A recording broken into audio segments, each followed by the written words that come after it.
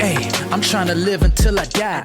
Come connect, you know it's a lewd state of mind. Yeah, yeah, talking traveling. If you wanna fly, fitness and finance, living a better life, keep it raw, no filter, living with no limit. Thank you for tuning in. Come on, let's get it.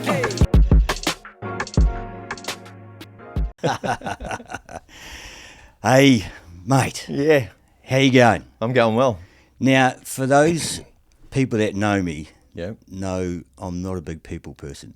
I'm not a big fan of people. And I'm definitely not a fan of having a conversation at the red lights and traffic, which is what happened with us. Yeah, that's it. I just happened to turn my head and see you mouthing something. I go, shit, have I just cut you off? Did I just cut you off? No, you didn't. We just pulled up and I was looking at your mountain bikes on the back of the ute? Yeah, and I said, gee, look at those bikes. They're just some good equipment. Then when we pulled up, I was like, what's Lord's state of mind? And that's what you screamed at me. Yeah. What's that? Oh, yeah, podcast. Sounds good. And that's the reason why Yeah. you're sitting here today. Well, thank you. Do you want to introduce yourself to our listeners? and My our name's viewers? Adem. Adem, Yes. not Adam. Not Adam. Adem. I don't respond to Adam. I just sit there and take the piss and pretend I didn't hear anything. Just pull that mic a little bit closer. Yeah, to I you, just mate. pretend that I didn't hear it, and then people What's were the like, origin with Adem? Because I've never heard Adem before. I've never heard of it. It's an Islamic name. Commonly, most of the time, people mistake me for being Turkish, but I've got an Albanian background. So, Oh, right. yeah, father's from Kosovo. Yep. Migrated here. I'm going to say 50 plus years ago, but I'm probably way off. It's probably more. But yeah, so grandmother came over with 4 boys and 3 girls, and yeah, just went from there. How many in your family? You got siblings? 3 sisters. Wow, all So older? one older and 2 younger. But it doesn't matter. It makes me the older brother and the younger brother. Either way, they beat me up. So I love them all. Hey, we forgot the cheers, mate. Yeah, Thank you very cheers. much. Thank you. Welcome to Leeward State of Mind. It's Thanks for having me. It's good to have you here. We're constantly searching for some good content, good stories. Yeah. And apparently you've got a few. So Maybe. Well, let's just see how it There goes. we go. So the reason why you yelled out to me at the lights, you wanted to know exactly what Leeward was. Yeah. Because you've got an interest in podcasting. Yeah, I have. And I saw, as soon as I saw the headphones on the brain, It made sense. It made sense to me. I was like, yep, that's something, something I need to know about. And I've got a tendency to be able to, I can talk to anyone. It just comes naturally. But as you said, you don't always like sitting, talking to people. And so I sort of manage that. Yeah. So I can go from being like an introverted person. But you're not socially awkward, are you? See, that's the thing with me. I is say like, things at times that probably I shouldn't.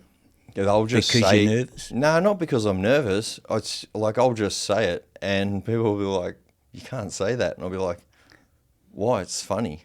okay, so your sense of humour is My sense of humour can be really, really dry. It can be, unfiltered. yeah, very unfiltered. And I suppose if you look at your inner child, and when you're a kid, everything's unfiltered. So you just say it how you see it. And then you get to the later stages of life when you're a grandfather or a grandmother or like 65, 70 plus, and you become unfiltered again. You haven't got time for the bullshit. Oh, for sure. So I've sort of maintained that, haven't got time for the bullshit throughout. Yep. And, polite where I need to be and, assertive where I need to be. Sometimes probably fly off the handle a little bit when I'm at work, or previously I used to, but now I'm a lot more relaxed and look at things a lot differently. So, yeah. Is there anything that's happened in your life that would make you change? Yeah, a lot of things. Going through business success and failures, like highs and lows of business. Marriage breakdown, AOD, like drugs and alcohol use, through that period. 12 operations in a 9-month period through a pretty trying time in business. Emergency operation in Thailand with half my stomach removed. That was frightening. That one really probably set the tone for everything following, in terms of the way I perceived and looked at life in general. And how long ago was that? That would have been 2018. Yeah. So it's still very recent. Yeah, mid-June. It would have been mid-year. So Went on a family holiday to Thailand, as we did quite regularly, and just I was training for powerlifting comp. I was on the bench, and I was training down at Slaughterhouse Gym, and coach was Ange Galati, world champion. So I was pushing some serious weights, and at that time I was holding 78.5 kilo, nearly 80 kilo. Yep. And I'm pretty lean, so you're a tight unit. So generally, I'm about I fluctuate between 72 to 75 kilo. Yep.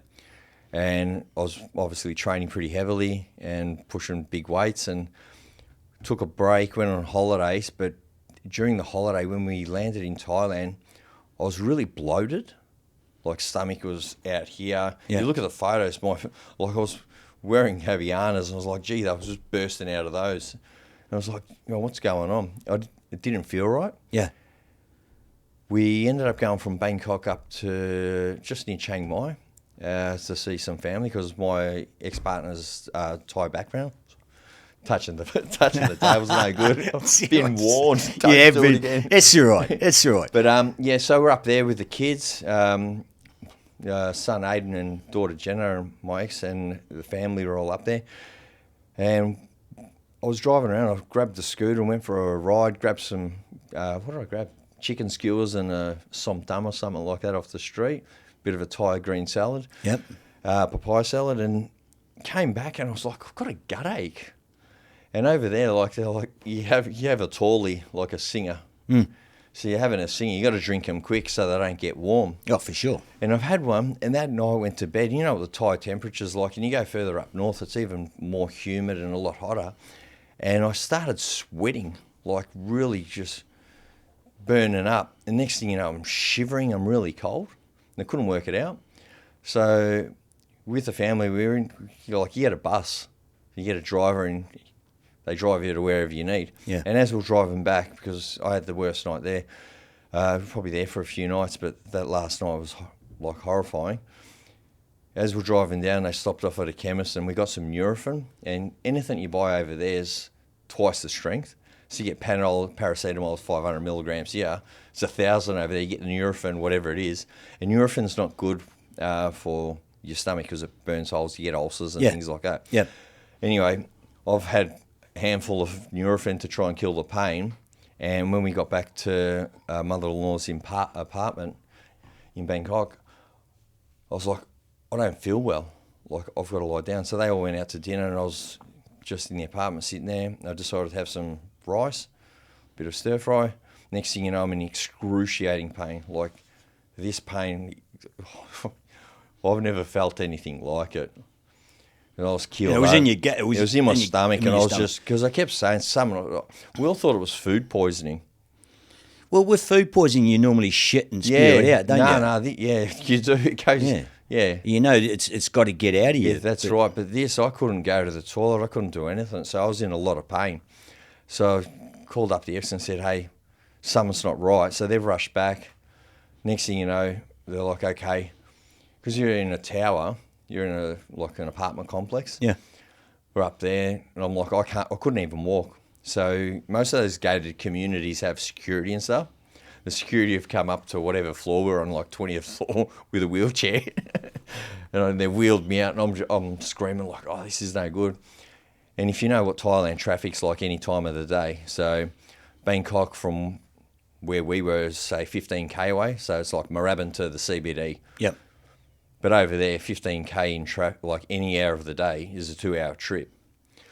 So I'm like, oh, what's happening? Oh, we'll take you to a hospital. So that night we go to one hospital, give them the passport, they start doing bloods. And instead of taking bloods from my arm, they're trying to poke in my wrist. And I'm like, what are you doing? They're saying to me, oh, you've got sepsis and you've got all these like gold stones and whatnot, kidney stones. And I'm like, oh, yeah? Like, how do you know that?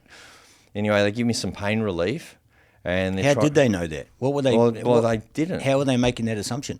Just I don't know, like telepathically or... okay. Is that how they work over there? I don't know. They got X-ray vision. They must have, but I had like an apprentice nurse just poking holes in me, and at that time it was hurting, and I was in pain here, but I was getting pain in the hand, and I remember this vividly, and I was like, no, I've had enough. And mother-in-law goes, what do you want to do? Like, I go, it's gone down with whatever they've given me, the pain relief. She's like, okay, we'll get going, we'll go home. So we check out because they were trying to tell me I'm going to have to stay there and do tests. It's going to be weeks and that. We're flying out, I think, 4 days from that day. Did you know deep down that something was fucking wrong? Yeah, something was wrong. But You know how to take blood. But you didn't want to stay and find out. Like, No, I knew something was wrong, but I thought it might have just been like a bad gut ache. I had no idea. Like, I knew something was wrong, but didn't know the extent of it at that time. So that's that part. We leave that hospital, and in the morning I'm in pain again. So we go back to the same hospital, and now we see another, like, head of the department or whatever, and he starts just having a look at me, and he goes, yeah, well, you haven't got sepsis, you haven't got that. I've addressed it with the girl, and he starts saying, we're going to get rid of her. She misdiagnosed you. You have got kidney stones or something. I'm like, what? What is this? And at that time, I was just like, what the fuck? Like, where's all this assessment coming from? Like, how do you know what I've got? And the way at that time the specialist was speaking to my mother-in-law, he was talking down to her, and he's being quite obnoxious and rude. Like, I'm the senior in here. I know what's going on. Like, I can tell. I've seen this before. Yeah. And I was like, I don't like his tone, like, because it's all in Thai. It's all in another language. Yeah. So I'm like, and I could see the way she was sort of pulling back and his tone. And I said, fuck this, let's go. Because at the same time, what had happened was my father-in-law at the time, he had called his cousin, who's like in charge of the ER, like emergency department down at another hospital, an international hospital. And I'm like, well, fuck, why didn't we go there first? Yeah, exactly. But we were there. So in order to get out of the hospital the first time, you got to pay a fee to get your passport back. It was something like $1,500. So whatever, you pay it. You get your passport, you get out. Go back same time. Discharge, pay the fee, get out. Get in a cab, and mother-in-law says that's where we're going, to this other hospital. So we're 15 k's this side of Bangkok at a hospital. Now we've got to go 15 k's to the other side of Bangkok, which is now a 30k trip. So it's a 2-hour trip, 15 k's to get to the CBD normally. Yeah. And we're on all the big freeways and that. And I'm in the back just... This guy's pulling off, going, oh, no, wrong turn, back on. And I'm like, what the fuck? I'm in the back crying.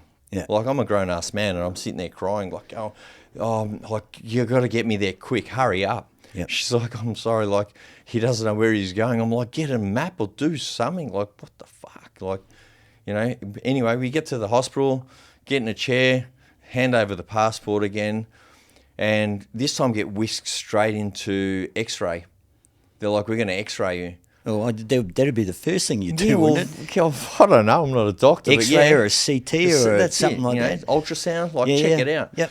So they get me in, and at that time, I'm just keeled over. I'm like holding on, going, no, I can't straighten up. Anyway, they're like, you're going to have to lie flat. And I'm like, yeah, right, no worries. So I'm lying like that. So they're trying to stretch me out. Every time they're doing that, I'm just screaming. You know, like, you have to stay still. Anyway, the tears are coming out the eyes. I'm lying there. They do a X-ray. Sorry, they do the X-ray.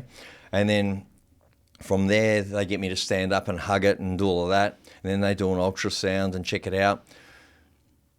And then I go back and I'm sitting there. I'm like, what's going on? And they come out. Oh, good news, good news. And I'm like, what's the good news? I'm in pain. Got a hole just inside your intestine. They don't mention where or what it is, but you got a small hole. I'm like, oh, okay. So what do we do? Oh, we'll just give it a little operation, cut it open. Yeah, fix it. And a bit of a stitch, and So they didn't say whether it was large intestine, small intestine. Well, it was all in Thai, mate. Yeah, but you eventually knew what they tied up. Yeah, What so was my in-laws were Thai. So they were trying to communicate that with me. Yeah. Meanwhile, they've checked me in, put me in a room. You know, it's like it was a suite. You got the double bed there and TV and all of that. So international patient. Yeah. We're going to milk this guy for as much as we can, so to speak. But You did have health insurance, didn't you? at the time. I was like, how's this? Travel insurance? Yeah, well, No? that was lucky. That was lucky. You did have it? Yeah, we did. We did. I was gonna But say. we normally didn't take it out. Like we wouldn't go and take travel insurance out. You wouldn't? No, because we're going back to my ex-wife's country of birth. So she was born there and came over when she was 8. So, but that covers her, but it doesn't cover you and the kids, though, does it? No, well, we're always with family. We're always, Yeah. You we know where we're at. Yeah. Like when we're like a foreigner will go and book accommodation and you're paying $400. We'll be staying at the same place for half the price. Yep. You know what I mean? Because they'll ring up and organise it all over there for us. But So if you didn't have health insurance for that incident, how much well, out of $3 pocket? grand for the first two and 35 for the stay, and I think 15 on top for the operation. So that's 50 50 odd K, yeah. Yeah. Oh, it's huge. Yeah. But So- I will say, I'm not a fan of insurance companies, but the insurer at the time, because we bought it on our credit card, Yep. we had automatic travel insurance. So anyone who's listening, buy your tickets on your credit card. Yeah, but because you also do get gotta- it, but you can also take it out You as well. do, as a warning to our listeners, and Yeah, that, do check please it out do. because Yeah. Check out what you're covered for. yeah, that's exactly what I was going to say. Because but- if you're in, say, Eastern Europe and you're driving and you have an accident, but you've just gotten into the Prague border, well, you've got no insurance. Yeah. So, see ya. Yeah, so it changes wherever you are in the world. Well, it's like my Amex, my business account. Mm-hmm. That doesn't cover me for any personal travel. It's only for business travel. Yeah. So yeah, you got to read the fine print. So in the So end, in the end, they patched you up. Yeah, so in the end, well, this is where it gets real frightening because I'm waiting for my wife and the kids to come before I go in. Because there's a pad about this thick of papers that I'm having to sign. And I don't like signing things that I can't read and I have no knowledge of what's going on. And I'm guessing it's all waivers. Well, if you don't sign it, you're not going to get Yeah, operated that's right. on. And I'm in excruciating pain. So at this point in time, they're fasting me. They're on the drip. Like I'm just blown away. Like, going, what the hell's going on? Anyway, so when I'm signing it, initialing it, but putting no translator, do not understand what documents say. And then I'm getting the surgeon to initial it next to me. Like he wasn't going to sign it, but I'm going like, nah, I'm writing that. You're initialing it too. So he's starting to do some work as well. And I'm getting real nervous about this. So like, when you're doing contracts and things like that, just from my experience in construction and some of the businesses, you always dot the I's and cross the T's. And you make sure you're pretty thorough when you're signing up on something. For sure. So I was getting him to sign off on that. Anyway, they're communicating and they're like, you're going to have to go in for an operation. They're just going to put a little hole, Keyhole stitch it up. surgery. Yeah, that's what I'm thinking, keyhole. Yeah, right. Anyway, I'm like, yeah, we can't go until the wife and kids get here. And Can't go into surgery. yeah, I'm not going in until I see them because I don't know what's going on. For sure. I'm shitting myself. Yeah. At that time, I get the phone call, look, we're still ages away. I don't know what the time frame was. All I remember was the I love yous, okay. Then I'm like, fuck, then they've put me on the bed and they're about to wheel me out. And at that time, father-in-law just gives me the pat on the shoulder and says, you'll be all right, it's okay, everything will be okay. Mother-in-law gives me a kiss on the forehead and a hug. Wow. And I'm like, fuck, whoa. So hold on. So let's just back it up. Let's just back it up just a little bit because we didn't. Our listeners and our viewers don't realise that your wife, your ex-wife, is Thai. Thai, yeah. Is Thai. So she was born in Thailand. Yeah. Okay, so that makes more sense for the story. Yeah. So the parents and family all live here, but we're on a big holiday. So, I can't remember. I think it was my mother-in-law's mother's 90th birthday or something like that. That's why you were were all there. over there. Yeah, it was a big thing. Okay. But and we'd travel there. I think every couple of years or something like that. Yeah, well, it's just like going home, really, isn't it? For her, yeah. For her. And it was good. It was always a good experience. Was your ex-wife raised in No, Thailand? came over when she was 8. Okay. Funny thing is, went to primary school and high school with her. Yep. She was a couple of years older. So just worked. Anyway, back to we're going back. So, your so mother-in-law gives me kissed you on the kiss forehead. of death. And I'm like, fuck. And that's when it got serious. That's Were when you starting to shit yourself? Yeah, at that point in time, I'm touching cotton. I'm like, wow, like Touching cotton. I've never heard that phrase before. So I'm like, all right. And they're wheeling me away, and I'm just like, not in a good way. I'm really. This is what, day 4 Yeah, of Bangkok? this is the afternoon of day 2. So Okay, we've gone that first night. Yep. Come home, and then we've gone back in the morning, and then we're in the afternoon, and it's, I don't know what time it is. It's probably late at night. It would have been between 8 and 10 p.m., something like that, whatever. Yeah. And brother-in-law at the time, he stays with me, and he's like, you'll be all right, I'll walk you through. So he walks me with the nurses and that, me on the car, and I sit up before we get in. And I remember at the time, a late friend of mine who was very close to me, he was my accountant to begin with and then retired, pulled him out of retirement to come and work with me when we're going through some turbulent times in work, in business. And I remember him saying to me, as long as all your affairs in order, you should never have any worries. And I was like, all right. And I thought to myself... That's all very well saying that, but if you... All your affairs are in order. If you're on a gurney going in... Yeah, man, you're shitting yourself. But that was the thing that came through my mind. I thought of my mate Jeff. And I was like, Was everything in order? Yeah, well, at that time, I was like, have I got a will? Have I got a... Like, these are the things that are going through my head. Yeah. Have I got a will? Have I got an insurance policy for travel? No, we'll skip that. I think we're covered anyway with life insurance and... income protection, all that sort of stuff. So I'm just ticking boxes in my head. Am I protected? Are my affairs in order? What happens? Yeah, I've got a pretty detailed list of things in the event that X happens, this happens. So I had that in place. The solicitors put that in place for us like years before. I think when we started having kids, because we did travel overseas and we were growing the business at the time, what if something happened to me? Well, these are all adult decisions that we need to make, isn't it? Yeah, and people don't think about them, And then there's more things that happen, like things that I've learnt now that I could have done and could have improved on, wasn't aware of, that are out there for men and women. But, for guys in business, there's a hell of a lot of support out there if you've got your affairs in order. Yeah. So I remember sitting up and looking at my brother-in-law and saying, it's all good, I'm ready to go, let's do this. Because I answered the question, are my affairs in order? And I said yes. Once I said yes, I was relaxed. And I said, let's do this. Let's get it done. Hurry up. Okay, well hurry up. That was me demanding, hurry it up. That being that, did you have anything floating around your head about what if I don't wake up? What if I don't wake up from this? Yeah, well, that was the answer. Are my affairs in order? Yes. So if I don't wake up, they're in order, everything's taken care of. I'm talking about being prepared to die. That's I'm not what talking I mean. about... I wasn't prepared to die, but the answer that I answered the question to myself was, are your affairs in order? So if I did die, would my wife and children at the time be taken care of financially? I understand that. Yeah, I wasn't prepared to die. So that's what I'm asking you. No way. That's what I'm asking you. No way. No one wants to die because this is just the start of my health conditions. Like I'd already had prior to that. This would have been about the 7th or 8th operation. I'd had hernias.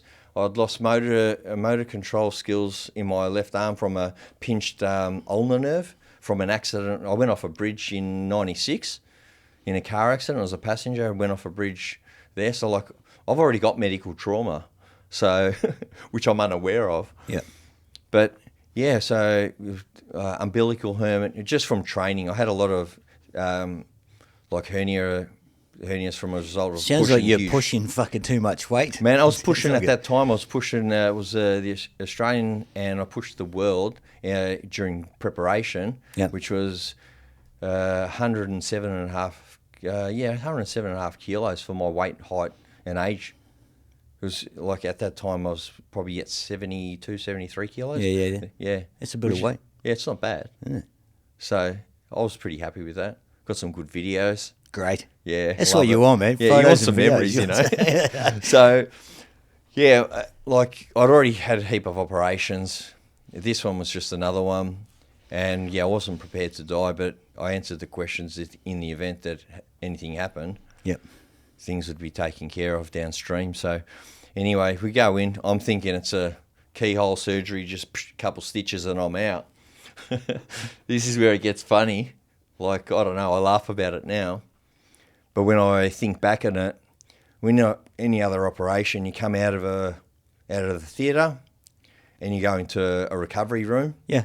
And when you come to, there's always a nurse that says, "Hey, how you going? Are you all right? Do you want, you know, you've been in your theatre, you were there for 40, like they talk you through it." Yeah. Yeah, No, well, I've been there several times as well. yeah. I know what it's all about. Yeah, so if you do, when you wake up in a corridor just outside where you last remember going in. Oh, is that what happened? Yeah, I woke up in just outside the door that I just got wheeled into to have the operation, Wow. and I'm strapped down, mouth's dry, and I'm looking down like that, and there's tubes coming out of my stomach. They strap your arms down. Yeah, so I didn't move because no one was around. Yeah. And I'm like, I can hardly, like I'm so dry in the mouth. And I'm just looking down and I'm like, what the fuck? There's like, yeah, there's a whole range of things going on down there. There's tubes coming out and Shit. doesn't look like keyhole. So what did they end up doing? I ended up cutting my stomach from just under, Your rib cage? just under the rib cage Yeah. to belly, like just past the belly button. Wow. And pulled out my stomach and cut out half of it. So Half I of had- your stomach? Yeah, so I've got the large intestine. I had a perforated colon, and it was forming sepsis. So yeah, it was getting serious. Fuck. And Yeah, so I've got photos of it. I should have brought them in. No, that's fine. Because they take them for insurance purposes and things like that. And I'm not meant to have that file, but here's me with my mobile taking photos later on. But yeah, I woke up going, scream, like trying to scream but couldn't because I was so yeah. dry. So yeah, when so- I think about it now, it's bringing back some pretty traumatic. It sounds traumatic. Yeah. So just about the actual injury, you said so that they initially said that there was a hole in your intestine. Yeah, but I didn't understand it. It wasn't like, hey, you've got a perforated colon. It looks like this. Here's a chart. I'm pictorial. Like, Yeah. you know, I need to see something. Well, If I don't understand it, I need a drawing. Is it they didn't know until they got in there what the problem was? No, they knew, They knew exactly that what they were going to do to you. but the way it was explained to me Yeah. was minimised. You sure they didn't get in there and realise that it was fucking worse than what it was? I don't know. I don't speak that language. Well, obviously they're not going to tell you, are they? No. They're not going to admit liability. No. But so you're saying they've taken half your colon. Yeah, so when they stretched it out, it's like, So you got small intestine, large. Mav, can you bring up the colon. a large intestine. yeah, So yeah. that's where the kink is. It comes down and in. They've taken all of that out and the rest of it. That's gone. That's out. So it was. Did they explain to you what they thought caused it? It wasn't chicken satay, was it? No, it wasn't chicken satay. They were like, "Oh, did you swallow a chicken skewer?" I was like, "Hey, I would have known." Yeah, well, we're back. So yeah, so see where that perforation is there on the go to your right, 3 there. No, that one, sort of like that. all If I had my right. phone, I'd pick it up, but it was black. It was a black hole, like it looked like it had been burnt. Unbelievable. So I had no idea, but they'd removed that and like the rest of it. They So kept going. they have to unpack your small intestine. Yeah, so and what that they to get do to is it. they cut you open, pull you open, Yeah. pull your intestine out. Yeah. Luckily, my brother-in-law's a doctor, and he explained it to me, and I was just like, "Oh, okay, yeah, is that what they've done? Yeah, okay, thanks for telling me. Thanks for explaining it to me." Did Because you need to know though? yeah, no, I did, because I need to understand what's just happened to my body. Yeah. So I'm definitely not going back, you know, and competing when we land, you know. Is there any long-term effects from that operation? Well, it took a long time to get back to eating and being able to stomach food. Okay. And the foods that I ate, like chili, I used to eat chilies like They're going out of fashion. That's the first thing you want to avoid after. Yeah, after but I was nil to mouth, so I couldn't even have fluids. Oh, really? Yeah, so I was just sort of sitting there withering away, getting fed on the drip, which sucked. And then I was able to have like, little like rice water and whatever they were bringing me that was warm, and that was I'll have that. But well, so if you like your food, man, it's pretty hard to go without. Yeah, and I for a while, love isn't food. it? I can put food away. Don't worry about it. I'm lean, but I eat a lot. Yeah. So, but that happened, and it's just that there was an experience that you're grateful. I was just, after that, I learned what gratefulness was. It took that event. It took that event for me to be grateful and understand and to want for no more. So like that right then, I was like, grateful for your own life? For my own life and what I'd already had and what we had, I wanted for no more. It's like, I'm done. We're okay. I don't need to go and take over the world and be the biggest electrician and work in the energy sector and all of the ideas that I had in that. Well, something like that is definitely going to shift your perspective on what's important in life. I'll take this from Ryan Hassan from the Centre of Healing. Shift happens. Check out his podcast. That's what it's called. Shift happens, because shift happened right there for me. Everybody's got a life story. Yeah, they have. There's been a lot of things in my life that have adjusted the way I think as I get older. Yeah. And I think probably just recently would be turning 50. And, and understanding my own mortality. I mean, I've grown up racing bikes and doing some daredevil shit, and I've got injuries to and stories to tell. But they hurt years later, don't they? Yeah, especially when it's cold.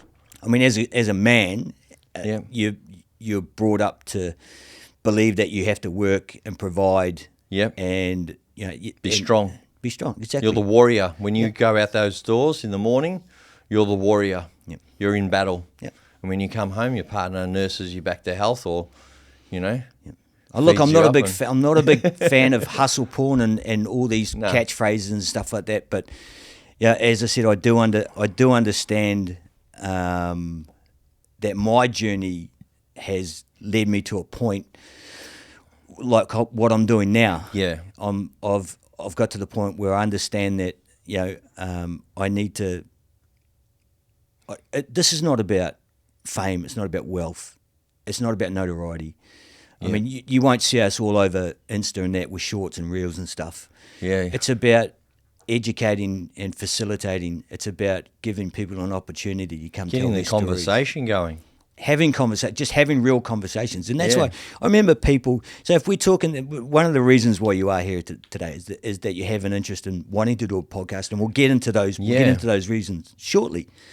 And it's very similar to my reason to do it. It's about providing my son this opportunity to be able to be involved in this journey, and to learn and to experience stuff that we're going to cover in conversations with our guests.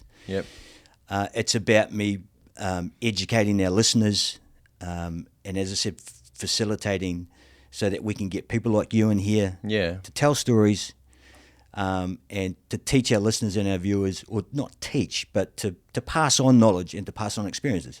And there's a lot of things as a man, you go through life, and there's no, unless you've got a good father figure, there is no fucking rule book. There is no how do I be a man book. There's nothing out there. I mean, there's probably a lot of stuff out there that will give you these bites of information. And I think where you're going with that conversation is something that I now relate to and understand about my childhood and my upbringing. There was no rule book, and I had a migrant father and uncles, but I had 4 strong, and including my grandfather, 5 very strong male role models that set the tone and the dynamic for how I was going to be or who I am today. Strong work ethic. Your word is your bond. You know what I mean? When you say you're going to do it, you do it. It's about honour and loyalty. It's 100%. It's about that. You know what I mean? Like, you've got... It's just something that you don't realise until you have these major life events. And as you get older and you start to realise it's not about the buck. It's not about going out there and having the fastest car or the fastest. It is good having a fast car and the fastest bike on the track. Exactly. Well, and let's talk about. It is good when you're racing your mates down the mountain and you say, "I'll race you down Switch. I'm going to beat you." Yep. It is good if you do win. Well, let's just talk about the money thing, because I think what's happening with today's society, with this environment that's breeding these young people on TikTok and YouTube and that. Generation now, it has to happen. It's now. about money. It's about instant gratification. It's about reward, and it's about reward without doing a lot of hard work. Now, it's bullshit. Your trade as a Sparky, in another 10 years, there's not TikTokers that are going to be wiring houses. No, mate, not at all. Trades. You can dance all you want. It is quite frustrating from me, yeah, having a teenage son, knowing that he's part of that. He's part of that environment, and it can be all consuming. And when it comes down to, we were talking about money. Money has never been the driver for me. I remember when I started my first business, I could not sleep for 6 months. And you just wanted why to get going. No, I couldn't sleep because I was worried about money.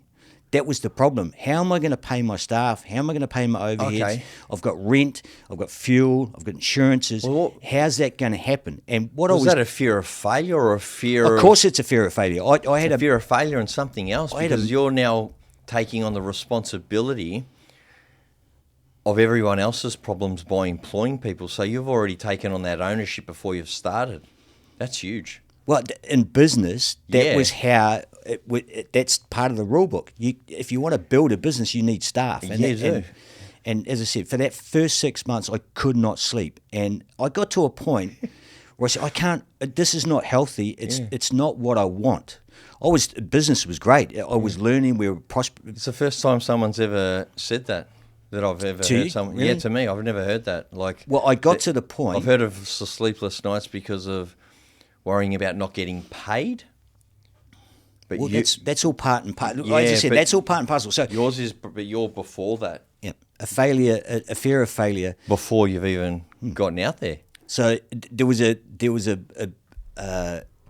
moment where I said, "Look, there's no point worrying about that. Yeah. If I'm worrying about that, I'm not putting my attention and focus into how to make money, how to be successful." So my mindset shifted at that point and didn't look back. And from that point, I never, ever worried about money. Never worried about it. For me, the so common what was your major focus then? Well, my major focus was to be a better boss, to be a better tradesperson, to be a better businessman, to be a better mentor, to be a better... be your best. Full stop. It's like, as I said before, about being a dad. Yep. If I don't have the right headspace, if I'm not running at 100%, how can I be a good dad, a good husband, a good father, a good friend? Yeah. And it's from that business, that epiphany, way back, it was like, exactly. The light bulb moment. Exactly. And that's been my mantra all along. And anybody you talk to that knows me, it's just the focus has been on not so much success and money and gratitude. Yeah, it's they're the byproducts. It's of about what achieving. You do. It's about. I still now at this point in my career, stop and think, fuck, I've created all this on a daily basis. I don't sit there going, oh, fucking look at me, look what I made, look what I've got. Who gives a shit? Like, well, nobody else really should give a shit, because it's like, I don't mean to be rude when I say that. I'm not. No, not at all. Not at all. Knocking you off your chair, but it's like so many people in, like, I'll talk about the construction industry, Sparkies. They're all racing against each other to the bottom. Who's going to get the job? And it's an egotistical pissing comp. You know, like, who's got that job? Who's got that project? I'm doing this one, I'm doing that one. But who gives a shit how big the job is, right? If it ain't making the margins. Well, bigger job, bigger risk, lower margins. Bigger job, but bigger risk. But we wouldn't look at it if it didn't hit a target. Like, if it didn't do the margin for us, like, we wouldn't even entertain it. We'd just decline. Yeah. Let them all race to the bottom. I don't give a shit. I'd rather stay at home with a big popcorn and some Coke and watch movies all day. I love watching movies. I'll do that. You just go broke slower. But if you're going to go out there racing, because all you're doing is financing the builder at the end of the day with their terms. But yeah, it's like, go out there, instead of worrying about who your competitor is, just listen to Michael Jackson's Man in the Mirror. Have a look at yourself in the mirror in the morning and just be better than yesterday. And if you can do that, then you're beating yourself, like you're being better than you were the day before. So if you're doing that, you're already winning. Who gives a shit what anyone else is doing? Well, it took me a while to get to that, though. I think a lot of people... It took me a while to get there. I think a lot of people, whether it's in business or life or social, they worry about what other people think. Who cares? That's noise. It's the worst fucking thing, the worst mentality you get. So if you wake up in the morning, and like a lot of people do, they post stuff on social media, so they get this gratitude from people that, oh, you look great. They need a dopamine fix. Exactly. It's a sad reality. Go to the gym. Of society. Go for a surf. Exactly. Hey, look, I'm just going back to, we're talking about Sparkies and about getting the job. From what I understand, you can't get a Sparky these days. It's that hard to get. You'll be able to get one soon. Do they have to worry? Do they have to worry about? Because in Victoria and a lot of states, you just can't get good trades. So does that mean that I know what you were saying about Sparkies get fucked over by builders a lot of the time? Oh, look, I think it's a domino effect, and I think I've been on the development side. I'm a registered builder as well, a licensed Sparky, and I've also been in the utility sector and on-sold electricity. So across that spectrum there, as a developer, you're getting the best price you can from the builder, and you're giving him all the information he needs. You're providing him with a detailed specification. If he misses something, that's on him. Yep. You're going to hold him to that letter. As the builder, you don't know all the sub-trades. You're effectively project managing. There's not many real builders out there that get on the tools and put up some stick frames, and that's all trusses and it's all prefab now. But there's some really good builders out there that I've worked with over the years that are still around, and they're very thorough. But they'll always go with the guy who's missed some of the scope. So you've got to look at the scope of works and then look at the specification. And if you don't correlate the two, and then also understand the environment that you're in and what could go wrong and can go wrong. So you're talking about underquoting 100%. Primarily, aren't you? Yeah, that's right. And guys not knowing how to price a job. You've got your fixed and your variable costs. Yeah. And it's pretty simple. As the wheel gets bigger and turns, your cost to produce it shrinks. So you make more margin. Yeah. So you know that if you're going to go out there and you're going to do a certain amount of jobs and you're going to price them at this price, well, you've got to make sure that you hit that target, because if you don't, then your cost to employ far outweighs what your return is. Yep. So it's a numbers game. Dollars and a and lot cents. that's it. And you just got to look at it on your spreadsheet, make sure you know what the wheel's doing, and you got to hit your targets. You got to hit your sales. You got to make sure you get those jobs and deliver them and get paid on time. But you're looking at, for a Sparky, as soon as you get out on site, it's about a 102-day cash gap. Really? Yeah. By the time it's like, say, doing manufacturing. You got your design, you buy your fabrics, you do your samples, you manufacture it, you go out, you show a sample, they get an indent order. 12 months later, you're delivering. You've put up 50% for it to get there, and then the balance for it to get shipped to the country, and then you're putting it out, and then you're still waiting. So like there's, when you look at it when it starts, when you start on site, Yeah. and by the time you get your first invoice in and then get paid, it's about 102 days, I think we had it. Fuck. I could not work on that business model. But when you get it going, when it gets going, it generates its own momentum. Yeah, exactly. it gets its own momentum and it becomes the norm. And you're putting in big invoices per month, yeah. So the state of... But your bread and butter, like your baseline, your service work, that's where your real margin is. But you've got to have that momentum. You've got to have that work every day for those guys. And that's the tricky bit, the balance. That's the exciting stuff about being in business. It's not about the money. The money's the byproduct from what we did during the day. Yep. It was always just the byproduct. We just wanted to deliver and deliver excellence. Well, that's where the satisfaction comes, doesn't it? Yeah, that is. It's like building to serve. It's like building something, crafting something with your hands, and then it's watching it come out of the ground, or planting that seed and watching it grow and getting that fruit from it. Yeah, it's all the same. Yeah, and that's why I was saying I had those 5 strong male role models in my life growing up, and I didn't have an appreciation for it till later on, when I'd built my first business and then diversified into another one and then another one and kept going. And I was like, oh yeah. But it still, at that time, still had blinkers on, wasn't really aware of what it was that I was actually deriving from it. I was out there having fun, just the thrill of the chase and doing the deal. And you guys deliver it. Yeah. Like, get the team to deliver it.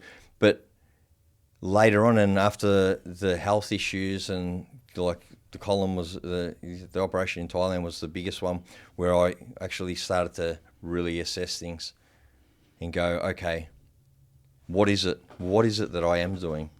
Was there any element of burnout or I'd been going flat out from 2006. I'd come out the back of my apprenticeship and did it with really, like, I still call him my boss, Tim, like the best Sparky that I've worked with and that I was taught by.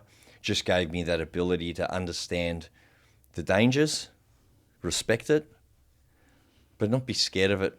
He was a good mentor then. Oh, not just a good mentor, just a great. He was not just a tradesman, but a craftsman. He knew what he was doing, and gave me that same knowledge and ability. So when I finished my apprenticeship, I went out on my own and had a crack. And he was supportive of that. He sort of said, "You're ready. You're ready to go." I was like, "Oh, nah. I want a van and a phone. I want to cruise for a year." I think, and talking about mentors, I think, because I had some good mentors when I was growing up in business, and I think that there's a lack of that these days because everybody's trying to look after them. Scared about talking about how to get there. Either that, or they're only interested in their own well-being and benefiting from what they put out there. So it's very selfish. Whereas once again, it's about educating and facilitating growth and giving. As I said, I think the opposite, being selfless. Giving. Exactly. The act of service and the act of giving bring more enjoyment to me than the thank you that the customer gives you by paying you on time or paying you and saying thanks. Yeah, but you can see how the younger generations today... Oh, they have no idea about it. They will just ask you straight out. I'm dealing with that at the moment with 2 young ones. Yep. And, like, my kids are great, love them.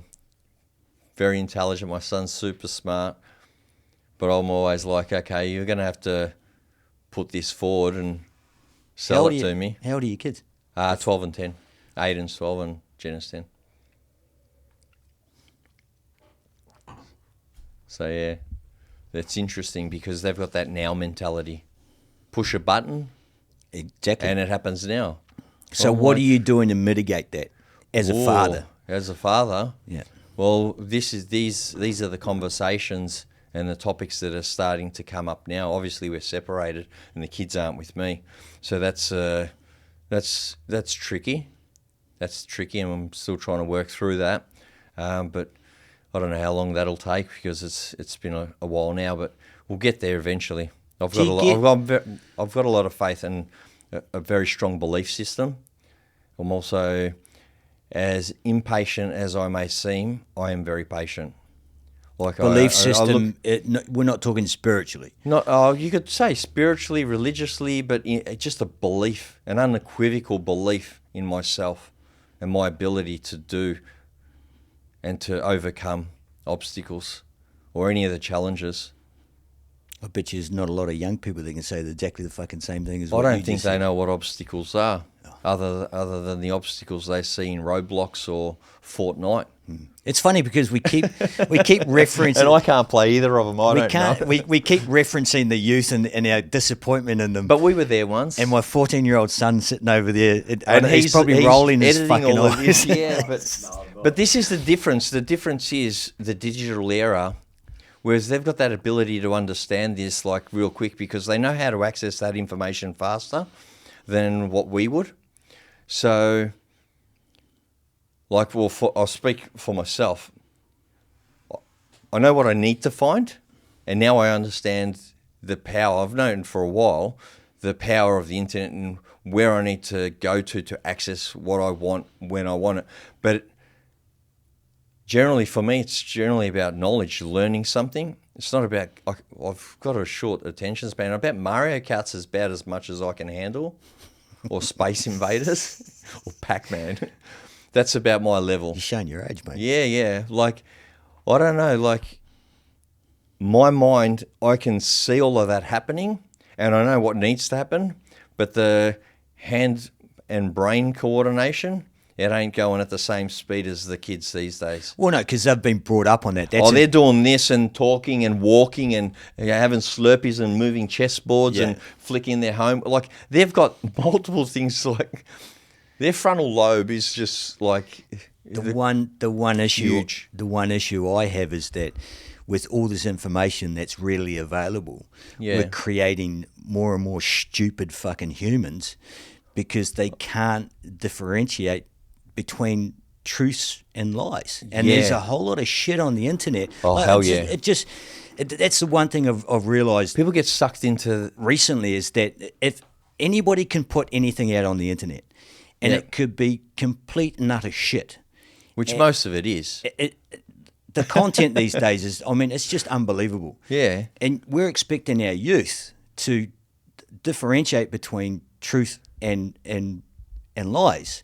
And they can't. A lot of times they can't because they get in these rabbit holes. Or they get in these little groups and these little tribes, and they all just band together and believe in the same things. And then them in turn put out more content, which is shit on shit on shit. Yeah, well, you put shit in, you get shit out. That's what I got taught. Exactly. Yep. It's a real simple Whereas formula. As a printer, that's the first lesson you learn. You know, It's not going to work. No, exactly. And that's the frustrating thing about it. And the one thing that I'll always do with Mav is like, just check it. Check it out. Do not believe what you see. It's not about distrust. It's about being smart. Just double checking it. It's about being smart and cross-referencing. Yeah. You know, I know a lot of people that don't listen to or watch the news these days.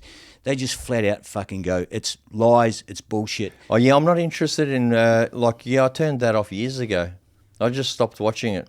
I just needed to see the weather and what the Pies were going to do. Or the victory, you know. AFL? You're a big AFL fan, obviously? Oh, yeah, grew up, the AFL was... You say Collingwood? Collingwood, yeah. Are those your own teeth? Yeah, they are my own teeth, mate. Actually, they are. Yeah, I did well. But yeah, Collingwood supporter, and yeah, like to support the Melbourne Victory in the A-League, and I still haven't, and my partner's from New Zealand, my new partner, Vanessa, so I have no idea about rugby. I haven't even been to a game. Well, shout out to Vanessa. Where's Vanessa from? Christchurch. Oh, gorgeous. I'm not going to... Wanganui. Is it Wanganui? Wanganui's in the North Island. Yeah, she was born there? Yeah, and then Christchurch... Which is down south. Yeah. Exactly. Yeah, so you're talking about the shirt that I'm wearing. Yeah. Which is the All Black Rugby World Cup shirt. Yeah. So for those people listening, we're recording this on the Saturday prior to the Rugby World Cup finals. Yep. So tomorrow morning, 6 o'clock our time. Yeah, we'll be watching it. South Africa versus New Zealand for the Rugby World Cup.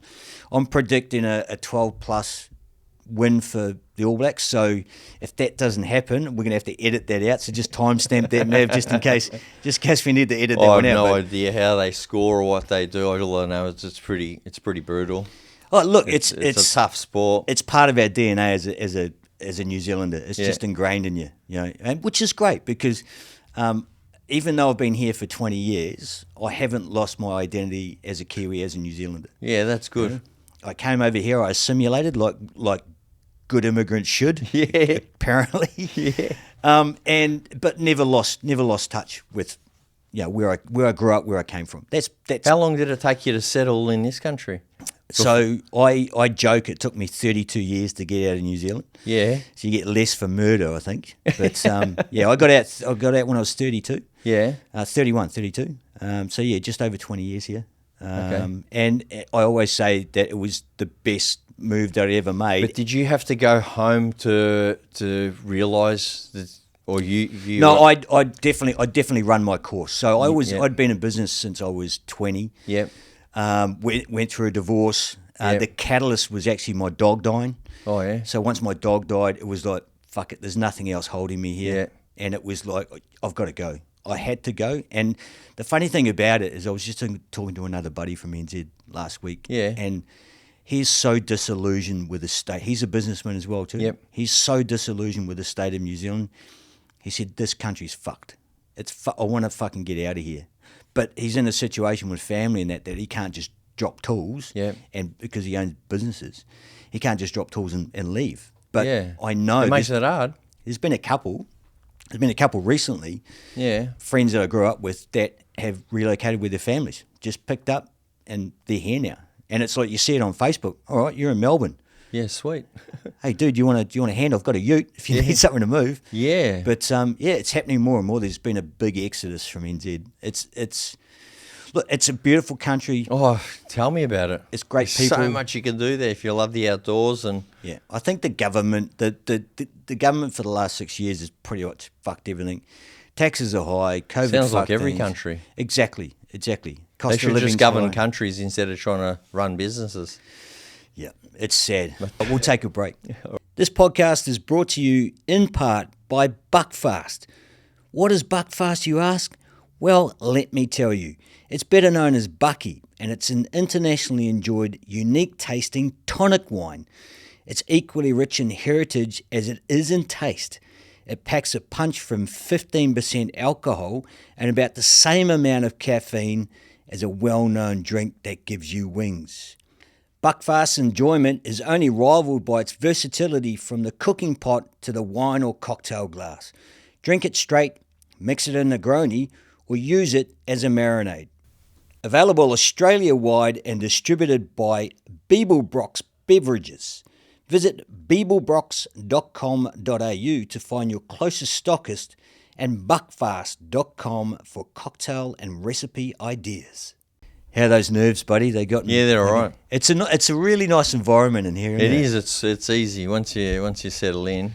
Yeah. I suppose it's daunting because never been in front of a camera and. Oh, there are cameras here. Yeah. I never. Have you looked at the camera yet? Have you No, looked at it? I'm looking at it now, Has he but- looked at it, Mav? No, just then, but no. We've had some- You don't realise they're there. Yeah, They're doing their thing. We're doing our thing. exactly. Oh, it's good. Yeah. I'm glad you're enjoying the Yeah. experience. No, it is a really good experience. Mate, every time I get in here, I just fucking love it. Yeah. Absolutely love it. And talking about, we were talking about podcasting and what you do and how you Yep. do. The hardest thing, I set some rules when we first started. One of them was the format, which was long form discussion. Yep. And you get a lot of people going, well, What are you gonna talk about? Well, who's going to listen to that? And it's like, well, if they're going to listen, they're going to listen. And Yeah. if the content's good, they'll come back after put it on while you're driving. You know? Yeah, And it's then the best when time you get back in the car. to get information and to learn something. Exactly. Because, I don't know, I stopped reading. I wasn't a big reader at high school. I just took every opportunity to play every sport that I possibly could so I could get out of class. Years later, I realised it's because I didn't like the curriculum. It wasn't designed for what I wanted to do. So, yeah, podcasts and Audible, that's probably the biggest one for me. Yeah, well, as I said, the other thing that we set out from the outset was like, we don't do Zoom podcasts. Yeah. You've got to come in and sit and experience it.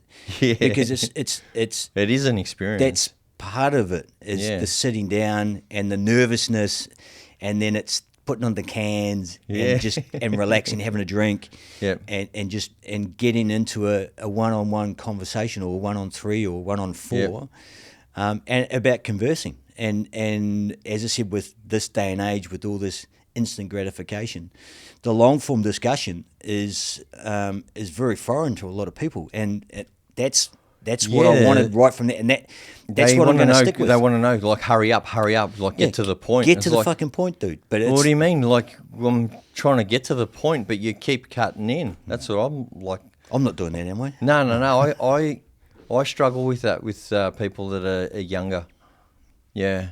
Because they're like, hurry up. And I'm like, hurry up, where are you going? All right, are you in a hurry to go somewhere? enough of the, I think we've covered the youth enough. We've flogged them. Hey, we were talking about heart health in the break. Now, a fascinating thing about one of the first conversations that we had on the phone prior to being here was about your health and your heart. Yeah. You specifically mentioned your heart. Yeah, that was the big one. If you don't mind me asking, how old are you? 45. Okay. When did you first have an issue with your heart? In 2019, so 5 years ago. It's 5 years ago now, yeah. You're 40. Yeah. I was 39 at the time. You've always been fit and healthy? Yeah. Always? Always. I mean, look at you. Yeah, so like my alcohol intake was during a long period of my marriage, it was nil. It was just I just worked and. How long were you married for? 10 years. Yep. So you got married at 29? No, 31. 31? Yeah. Yep. Yeah. That's about the normal these days, isn't it? I don't know. I was flying the flag as long as I could. Well, that's what's happening these days is people are putting it off, A, because they can't afford it, or B, because they just want to keep playing the odds, seeing if something else better is going to come along. Yeah. I don't know. You'll know when you know. Yeah, exactly. Yeah, I think from my experience, I think that there's compatibility and there's chemistry. But the major one for me, it has to be connection and chemistry. Compatibility is just communicating and understanding and learning about one another. And being individual, you got to be an individual in yourself and who you are and have your own identity, yeah. Before you team up with somebody else. That's right, and they need to have their own identity. Yeah. And then, it's fine for you to have your own identities and then bring those together and, like there's 100% here and 100% here, make two of you just have that 100% in, just becomes a, bigger, stronger unit with different abilities and different knowledge. I'm no relationship expert. Yep. But I see a lot of relationships where somebody's trying to change the other person. Yeah. And if you love me, you'll change for me. What for? I am who I am and I make no apologies about it. Well, a lot of people prior to marriage don't actually fully understand themselves, as you say. It takes a while, like far out. Before you commit to spending a lifetime with somebody else, you've got to understand where you sit in the scheme of things. Personally, that word there, you've got to know where you sit. You need to sit with yourself first and understand yourself. Well, that's something that I was taught and I learned, and I actually didn't understand that concept. Like I'd sat with myself for a while, but I hadn't really sat with myself, and that only came about November last year. November 4th last year was the date. It was when I really sat with myself, and it was. What got you there? Just you. Explain what happened. Because Okay. you know the date off by heart. Yeah, no, I'm good with dates. So, separated from my marriage in 2019, in April. I'll be exact, April 14th, 2019. That was when we parted. From there, I don't know I haven't heard of any good divorces or separations. No, I'd agree with that. Yeah, so what happened. And from there, I didn't cope well at all. And I lost my drive. And for me to lose my drive, that's a big thing. Like everyone has motivation. They have motivation here this day. Some people's motivation levels are higher and lower than others. But everyone has motivation one day and it might last for a while and then they're not motivated for a bit. It's just a cycle. but drives what separates people. Someone who's driven to do something will continue on that path until they've completed. So drive and or will, I'd probably put will in the same. Yeah, in the same category. the will and the desire to do that, Yep. to set yourself apart and know when, no, I'm not doing that. I'm going this way. We're Yep. doing it, and just stick to it. So I'd lost my drive. Drugs and alcohol, it started to take effect to sort of numb the pain that I was going through. Self-medicate. Yeah, self-medicate, and that became excessive. Did you, sorry if you don't mind me asking, did you feel like mentally, I was exhausted. did you feel like, did you, was there any realisation that you thought something might be broken, or did you just... Yeah, something was broken. Yeah, my heart. Yeah, well...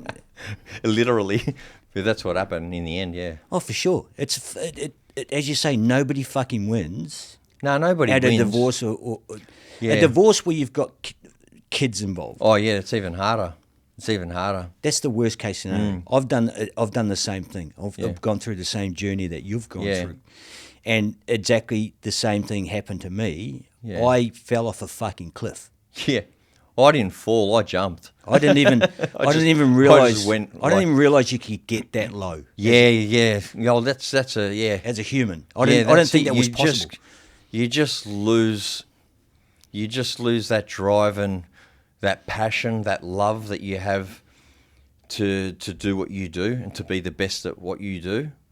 Obviously, you know, we've run my own businesses since I finished my apprenticeship, and it would be the same for you. I don't know what it would be like as an employee for a company, but I'd assume it would be equally as hard to get up in the morning to go to work. Oh, for sure. Because I wasn't getting up. I was getting up to get more ice for my margarita. I was going to say, it was 7 o'clock in the morning. I remember my 5:30 a.m. start every day. It wasn't ice for your ice pipe. Nah, none of that. Nah, not for me. Thank fucking God. Yeah, look, cocaine was my drug of choice. And, on a regular basis, or just as daily? Oh, really? Yeah. Shit. Look, my kids will probably see this, but you know, this is what it's about. So them understanding where it went, and probably for a lot of people who know me to know, I've been in a professional environment, always held myself quite well. You know, taking care of my body, worked hard. You know, if I did play and go out and hit the piss, I hit the piss pretty hard. You know, in the 90s, there was the rave scene in Melbourne. Had experimented through there. But going from being athletically fit, powerlifting and competing professionally, you know, snowboarding, skating, not a really good surfer, but I'd paddle out there with my mates into some big swells and shit myself, but I was out there with the boys, so I was fine, you know. And anything and everything that was outdoors and active, kick the footy, kick the soccer ball, throw the basketball, like you name it, I'll give it a go. But yeah, once you lose the desire, the will, you have no love for your business, you stop loving yourself effectively. Did you feel like something had been stolen from you?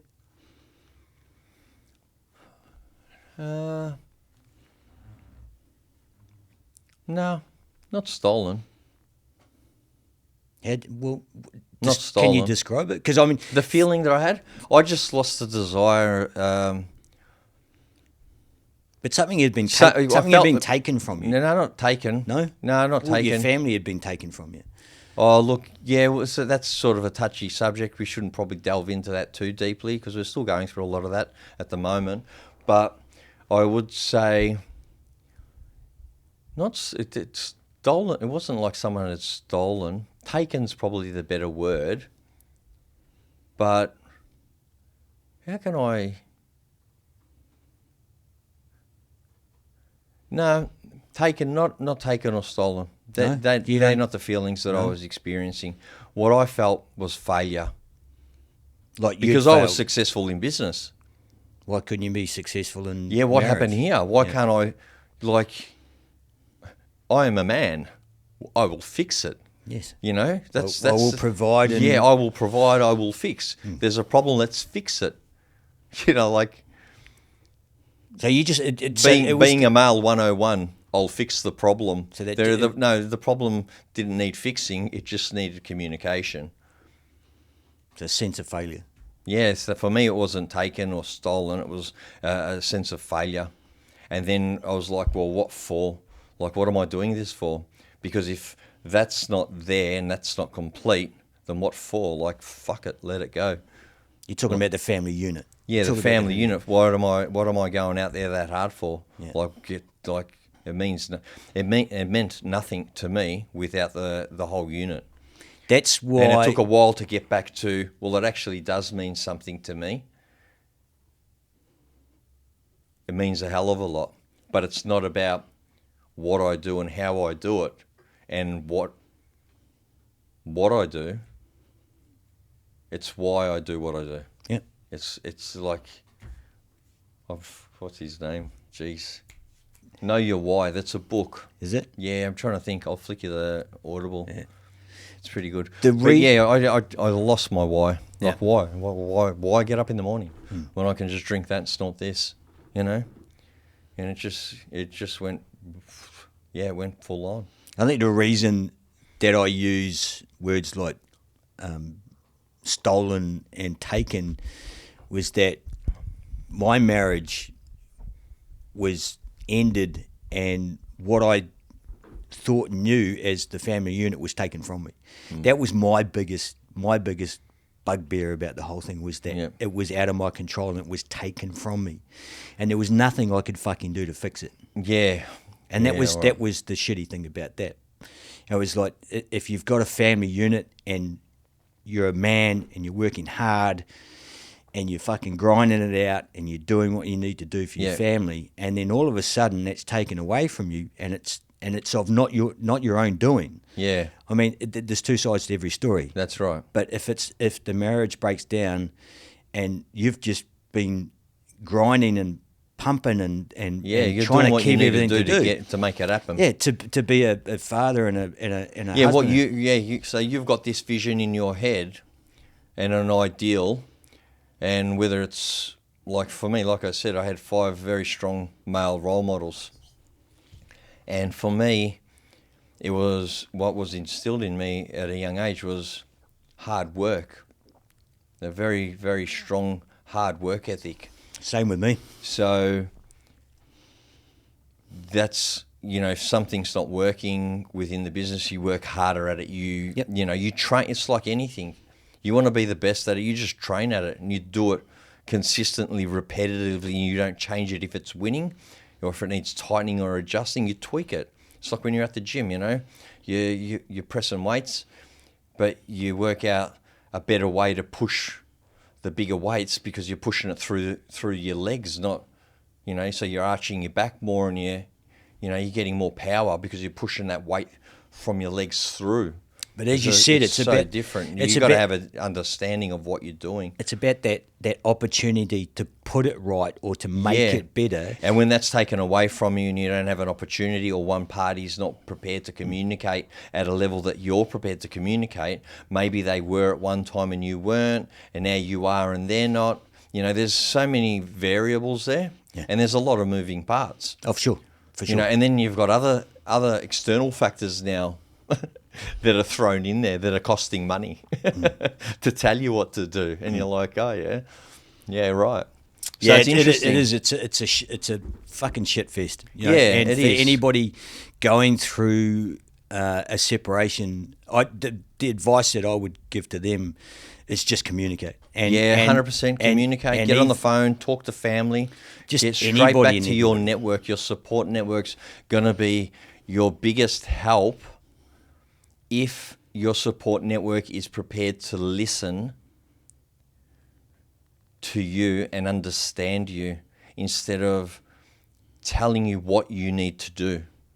Yeah, exactly. Do you know what I mean? Like if you go to them, so like if there's men and women out there going through it, go to your support network, talk to them. Doesn't always have to be family, it can be friends, it can be a third party like a psych or a helpline or something, but there are support networks out there, and that's a big thing because guys don't do it. Guys just like, like, yeah, we've split up and whatever, you know. Yeah. And then they're trying to just mask everything by... Either that or they'll go on to another new problem, which Yeah, just they'll create complicates- more problems for they'll themselves. create it just to make everything worse with Yeah. all these new dynamics to it. But Yeah. as I said, there's plenty of people that you can talk to and Shit, get yeah. advice from, and especially when there's kids involved, it's communicating with them. Yeah, making they're the main focus, and Making you've sure- got to not stop focusing on the most important thing there, because you've got these beautiful gifts that have been given to you, and you've got to understand that there's going to be impact mentally Oh, for sure, for them as well. for sure. And Doesn't matter what age they are, they're going to be impacted. 100%. Doesn't matter. Look, it takes its toll on everyone. So, yeah, for me, I didn't cope well at all with like separating, not seeing my kids as often, you know, waking up and seeing them or whatnot, you know. That was the hardest thing for me. Was That's like knowing that- taking the air out of your lungs. knowing that I've got a certain amount of time to spend with my child. Yeah, And that's If you all I'm do- getting. if you're lucky to get that. And that's I know, because I know a lot of fathers just Then aren't- you throw in COVID they're not in lockdown. They're not fighting for as much time as what they should be getting. But I mean, every situation's different. Yeah, it is. You know, a lot of the times the mother has the majority of the time with the child or the children. And you know, rightfully so. They need to be, you know, they need their mothers up until the times that, like in my opinion, you know, between 10 and 12, they need their mothers Yeah. up until that point in time. Male or female. Male or female, 100%. Exactly. They need that nurturing and that motherly love. That's without doubt. And I don't know, like I've heard stories, guys, they just create problems. For me, it's about maintaining and making sure that the kids are looked after and that they remain in that family home that they're used to, Yeah. and that doesn't change. The only change is that I no longer am there, but I will be available and around. But when it doesn't work out like that, like you said, everyone's different. Yeah. You know, and like I was upfront earlier that I was advised not to talk too much about it. You know, I'm still going through a bit of that, but you know, at the end of the day, it's about the kids. You know, Oh, for sure, 100%. and it depends. Like people just forget about. Doesn't matter whether or not you've parted with that person. At some point in time, you were in love, and you brought these beautiful children into this world, lovingly, willingly. So no matter what happens in life, whether or not you're together in the same unit, you can be apart, but you're still going to be together for the rest of their lives. Yep. You're still going to be partnered in some fashion to raise those cubs. It's Well, it's irrelevant whether you live there or not, whether you have a new partner and they do or not. And if they do, then great, there's more people to raise the cubs. It takes a village to raise a family, you know what I mean? And I was lucky when I was growing up. I had a lot of aunties and a lot of uncles. I saw them all almost daily because they'd all visit my grandmother and grandfather, and I lived next door. So I got to see them all the time. It That's was awesome. perfect. Yeah, it was great. Yeah. I think the one My cousins, a little like, yeah. Yeah. It's The one thing really that good. a lot of people, a lot of men don't realise is that, sure, the marriage is broken down, but as you said, you are still part of that family for the duration of your child's life. You're going to be 100%. connected in one Through way. the children. Through the children. Birthdays, medical, Weddings, school, Weddings. engagements, like whatnot, you know, like it's going to happen. You just got to, if you park your ego outside, you know, it's William Prince has got a song in here. The words are, leave your ego at the door. It'll make the foundation stronger. You know what I mean? So if you take those words and you listen to it and you go, yeah, you know what? I'll leave my ego outside and I can communicate, because ultimately, no matter how you feel or what's happened, that's irrelevant now. It's happened. It's history and it can't be changed. You just leave it there. if you want to communicate about it and that opportunity happens, great, then let's talk about it. But if it's not going to happen, who gives a fuck? It's happened. So let's focus on the priority, the main event here. The main thing is the cubs, and making sure that you raise them so that they know that they're always loved, and they can always go here or there, and they can go to both parents at all times, and they've still got that loving support. Yep. That's the most important thing. Oh, for sure. Yeah, yep. It's hard when you don't have that opportunity to do it. And, like I said, I'm tackling things at the moment, with young kids. They're great. Aiden and Jenna, I love them, like, unconditionally. It's a love that's profound. Like, when you have children, it's like, whoa, like, now I know what this is. This is just like, it all shifts then. Oh, for sure. It changes. Yep. And it's an awesome dynamic. Like that, yeah. So when you go out, like when I went out on my own, from coming out of my apprenticeship to starting my business, it was all about my ego. It was all about me. Get on board my train. We're going on my ride. Like, everyone get on board. Let's go. We're going this way. And it was always exciting, But the minute you have children, it's just that shift changes. You still have your ego in order to be able to, the thrill of the chase and doing the deal, to get out there and make sales and stuff like that. I suppose it comes with sales. Any salesman has to have a bit of an ego. Get out there and sell a product and be confident and know what they're talking about. Make sure that the product stacks up to what they're promoting. And that's the extroverted side of me. But you're not doing it for yourself anymore. There's a bigger why. Well, the It's mindset. like why, your mindset shifts. The mindset shift to I'm providing for more than just myself and my Yeah. partner.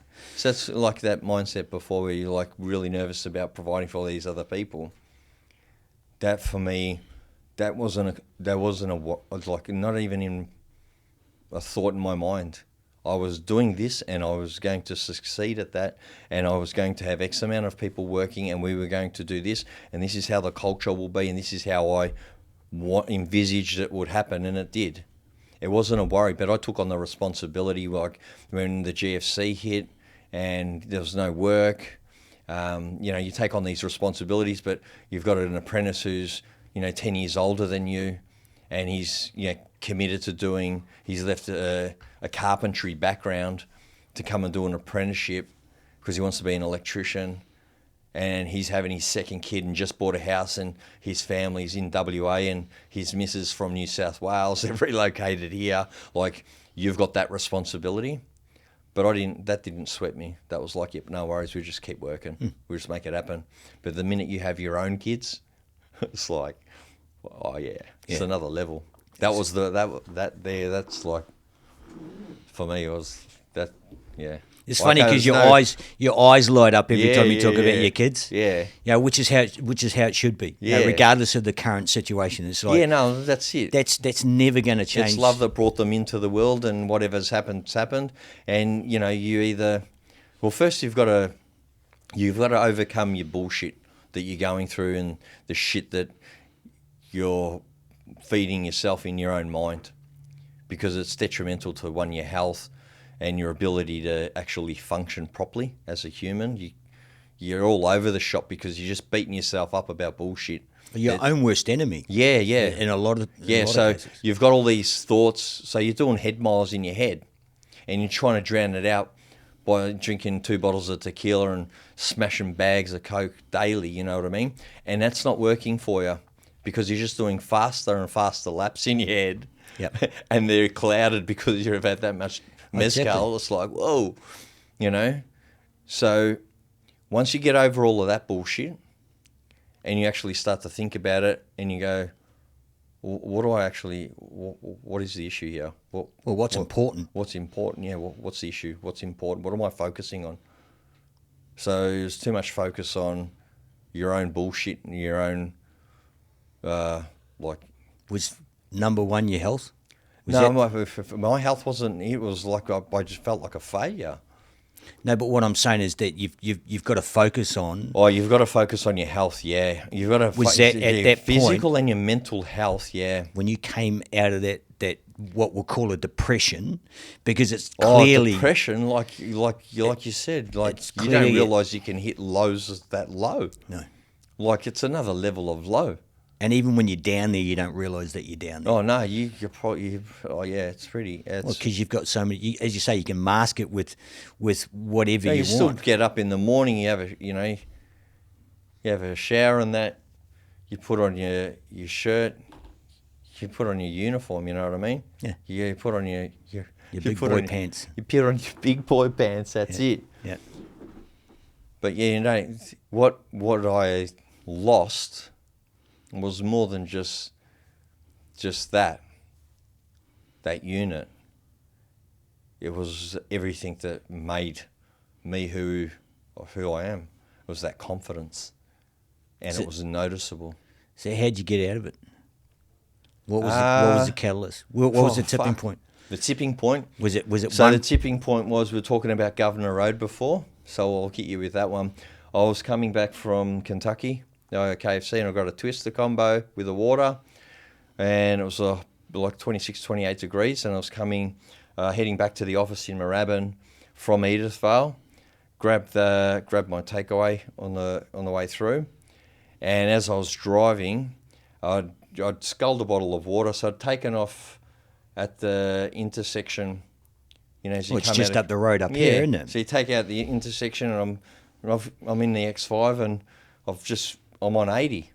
It's like I'm there, and drinking my water, and I've sculled it, and I flicked the bottle over, and I'm driving, and I don't remember anything else. But as I come over, so I'm on Springvale Road heading towards the Dingley bypass. Yep. I go over Governor Road, and you go past the Shell, and you got the Italian Club, and I didn't know, but I'm in the far right lane, and I veered off and hit a pole at 80. No skid marks, just bang. I got out of the car. I was like, "Fuck, what happened?"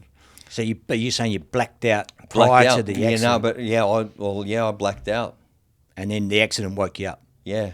Why'd you black out? Do you know? Well, at that point in time, I didn't know, and all these people came running across from the golf driving range. Yep. There's people running across the road, and I was like, "Can someone just call me a cab? I've got to get back to the office. I'm busy. Like I'm You're delusional by the sound Yeah, of it. I'm like, I'm busy. I need a cab. Can someone get me a cab? I'll organise a tow truck. It's all cool." Nah. Then there's Zambos. There's cops everywhere. But I'm trying to think of his name. Anyway, forget his name for now. But the head of road traffic pulls up in one of those, M5s. And I'm like, "Oh, nice wheels, like, here's me checking out the wheels." And he's like, "Mate, there's no skid marks." He told me, I don't know who he was, like, at that time, but he goes, "Wrap it up, I'll take care of this." That's all I remember him saying. He goes, "You in the back of the bus." So I'm like, "What?" So I'm in the ambo, because I'm just trying to go. I'm wanting to go. Yeah. He goes, "Get in the back of the thing." He goes, "How fast are we going?" So I give him the same spiel. He goes, "Yep, that's what you said to them. Yep, okay, that checks out. You're doing 80 Ks. You've had a drink." He just said to the ambos, "Get him checked out. Something else is going on here," because he's obviously seen it.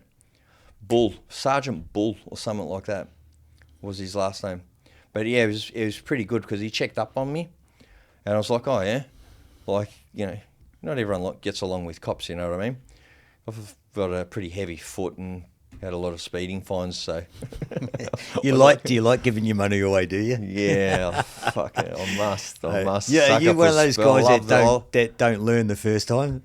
Is that you? Yeah, that's me. Yeah, like I love fast. Fast is one speed. It's either fast or sleeping. Yeah. They're my speeds. Fair enough. But So you're in the back of the bus. I'm in the bus. They take me to the Alfred, and I'm in there, and I'm like, "What's going on?" They've checked me out. They're like, "Yeah, we can't see anything." And I'm like, "Oh, okay, cool. Can I go?" And they're like, "Yeah, Mum and Dad come." And then I go. That was it. Car's written off. And I'm like, "All right, no worries." They're like, "What happened?" I go, "I don't know. Just Had an accident, blacked out. Did you realise that you blacked out? Yeah, were you physically aware that? I don't know what happened. Like, literally, I remember just drinking my water, and then I woke up.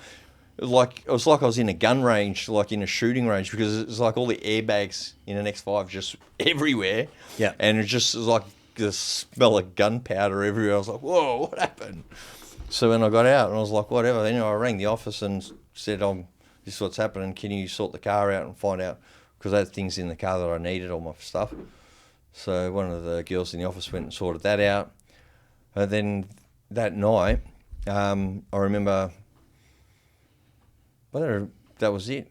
I was just tired. It was probably, again, hit the piss, went to sleep, and then the next day dealt with whatever I needed to deal with, like at work and stuff like that.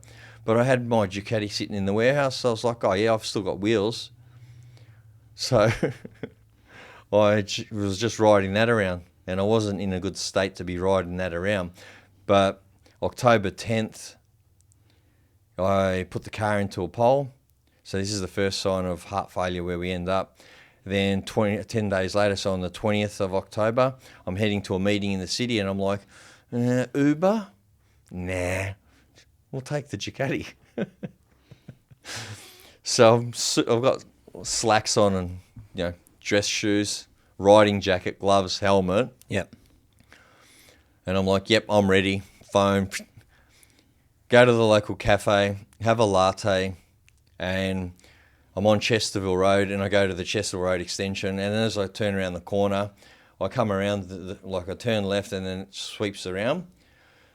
And as I'm coming around the bend, sort of skips out from underneath me, and I don't know what happened from there because I've blacked out again and locked onto the throttle, and it's lifted. Luckily, it's lifted as I've come around, and I've put it straight into a tree at about 80k. And as soon as that hit me, I've woken up and managed to keep the bike on the wheels and pull into someone's driveway. It's after hitting a tree, like all down the left side. Oh, right. Okay. So I've sort of a paper bark tree. Luckily, because the tree before it was a gum tree, would have been worse off. But hit the paper bark tree, took half of the paper off it, and managed to park it in the driveway. And then again, delusional. I'm like, guy comes running across the road to help me. Are you all right, mate? I'm like, oh, can you get me an Uber? I've got a meeting to get to. He's like, mate, you're not in a good state, because I'd had my helmet off at that time. Yeah. I didn't realise the helmet was intact, but I'd fucked my shoulder. My left shoulder was like no good. And I was like, oh, it's okay. It's just a bit bruised, Left leg and that was a bit sore. But my eye was just red, like your mic stand, just bloodshot red. So that time in October, it was a great Halloween costume, but I got to the hospital this time. They checked me out and stuff, and they said, twice in 10 days. I was going to say it was 10 days later. Yeah, 10 days later, exactly. Did you... And they didn't find anything again. They did find some traces of cocaine and alcohol in my system. There was nothing in your head. There was nothing. There was no alarm bells going off. There was no something's wrong here. Yeah, something was wrong. I just didn't know what. And they were telling me, well, we can't find anything. So, but were you alarmed? Were you worried about it? Did it register? Not really. No, it didn't really register. I just put it down to I've got a shitload of stuff going on in my life, because every time that I'd gone into the hospital, they'll ask me, so what's going on in your life? Like, what's happening? Because they want to get some background. Yeah, so they can assess how much stress you're under. Yeah, and they assessed it and they said, yeah, you've got a fuckload on, mate. Yeah. So I had a heap on at the time. A heap on. Did you tell them about your drug? They knew that. They saw it that on the bike, because I'd had it the night before, and that's probably when it was accelerating. Well, it had already accelerated, but yeah, I was there. So what happened from there? From there, come into November, about the 4th, I think it was. I remember at that time, I wasn't living in my apartment, which is above my office. I was living in the service department because I was having the complete apartment renovated and redone to bring it up to a new, better condition, and also add an extra room so I could have my kids over and stuff. Yep. And that was being taken care of. So for that whole period, whilst I was out from April to, I think it was just New Year's Eve. I had New Year's Eve there. So almost like 10 months I was living in service departments. Yep. Which was also destabilising and not good for my mental health, because you're not settled anywhere. You're not at home. You're in the middle of a separation. You got shit going on there. There's shit going on with work. There's legal cases coming up. There's things coming at me, things that I'm going at. Still trying to make sales, trying to consolidate, trying to sell. I'm all over the shop. I'm not in a good way. Not in a good way at all. I should just not have been anywhere. I should have just been sitting down, really doing what I said, sitting with myself and assessing everything practically, logically, and with a clear head. But I wasn't. It takes life events for some people, and I say some people because some people it happens. Some once. people can't understand what they're amongst. They can't understand. They can't see outside to see in. I could see outside happening. and knew what was happening. I knew the scope of it. I knew what was going on. But internally, you still couldn't do anything about it. I could only control the controllables. Yeah. Right? And I wasn't even controlling that. I was out of control. I wasn't controlling myself. So I was well out of control, but I was just using that to dull the pain that I was experiencing from the bad breakup. And then with the business, I just didn't give a fuck anymore, you know what I mean? So it was like, just get rid of it, put it on the market, sell it, whatever. I'm out. I've already checked out. But yeah, come November, I was at the Quest, where I was residing or living. I'd moved around a few times, and I was waiting for some friends to come over in the morning, early morning, and I remember getting up and getting on straight up, like first thing in the morning, straight into it. What day of the week was it? Oh, this was it would have been a Sunday. I'm pretty certain. It wasn't a Monday morning. No, I'd already gone through months. This was a daily thing. Yeah. This was a daily thing. It was a breakfast, lunch, and dinner sort of set up. It was hectic. Wouldn't recommend it for anyone. Good to yourself. Shit, you can't even afford it these days. It's that fucking expensive, isn't it? I don't know. But so I just got up and did my normal routine, but I got to the toilet, but I had this. There was a gap. There was a gap between leaving the bedroom and getting to the toilet. And then when I came out of the toilet, the chairs are all like you could see it looked like I'd fallen over everything. They're all dishevelled. Yeah, everything was just I So stumbled all over myself all the way to the toilet. But then when I looked in the toilet, I'd been shit and blood, and I was coughing up blood and stuff. Jesus. But I chucked my whites in the dryer, got them going, and then threw my colours in. I remember this. I put my colours on, turned it on, put the whites in the dryer, set that, then got on the phone and said, where the hell are you? To some friends that I was waiting to come over. And when they got there, I said, I'm not in a good way, man. Something's not right. I don't feel right. And this is, at this point, it's pretty serious. And I don't know how serious it is. So while they're deliberating on who's calling who, I get the phone and call the OOO myself, which I should have done in the beginning anyway. So the first to arrive was the police, Cheltenham Station. And I remember this clearly. There was a female officer attending to me, and her male off-site colleague, or the other police officer, I thought was a female that had trained at the gym that I was there. So I was talking gym, like, oh, are you going to be training tomorrow? Like full delusional again. And the officer in front of me is like, yeah, all right, like, are you okay? What's happening? Tell us what's going on. So I give him the full spiel. This is what's going on, like start to finish, where I'm at. in life from like what we've sort of So started. from outside looking in, they would you just They're see just seeing this mess. manic. You're Like, just manic. yeah, off. So you'd been on the gear that morning. Yeah, first Yeah, thing so in it the was just morning. manic. Yeah. Yeah. And when you see, yeah, it has an adverse effect. Like most people are like full on, but I sort of like a bit. It's like having like if you got ADD. So you're saying a bit more reduced. you're saying you take. I'm more intense when I'm not on it. Oh really? Yeah, I'm just all like a mute. Everyone's like, "What's wrong? What's wrong? Why aren't you talking?" I was going to say, why would you bother taking cocaine if that's the response that you get from it? It's like having Ritalin, I suppose. Yeah. There's something else going on, obviously. Yeah.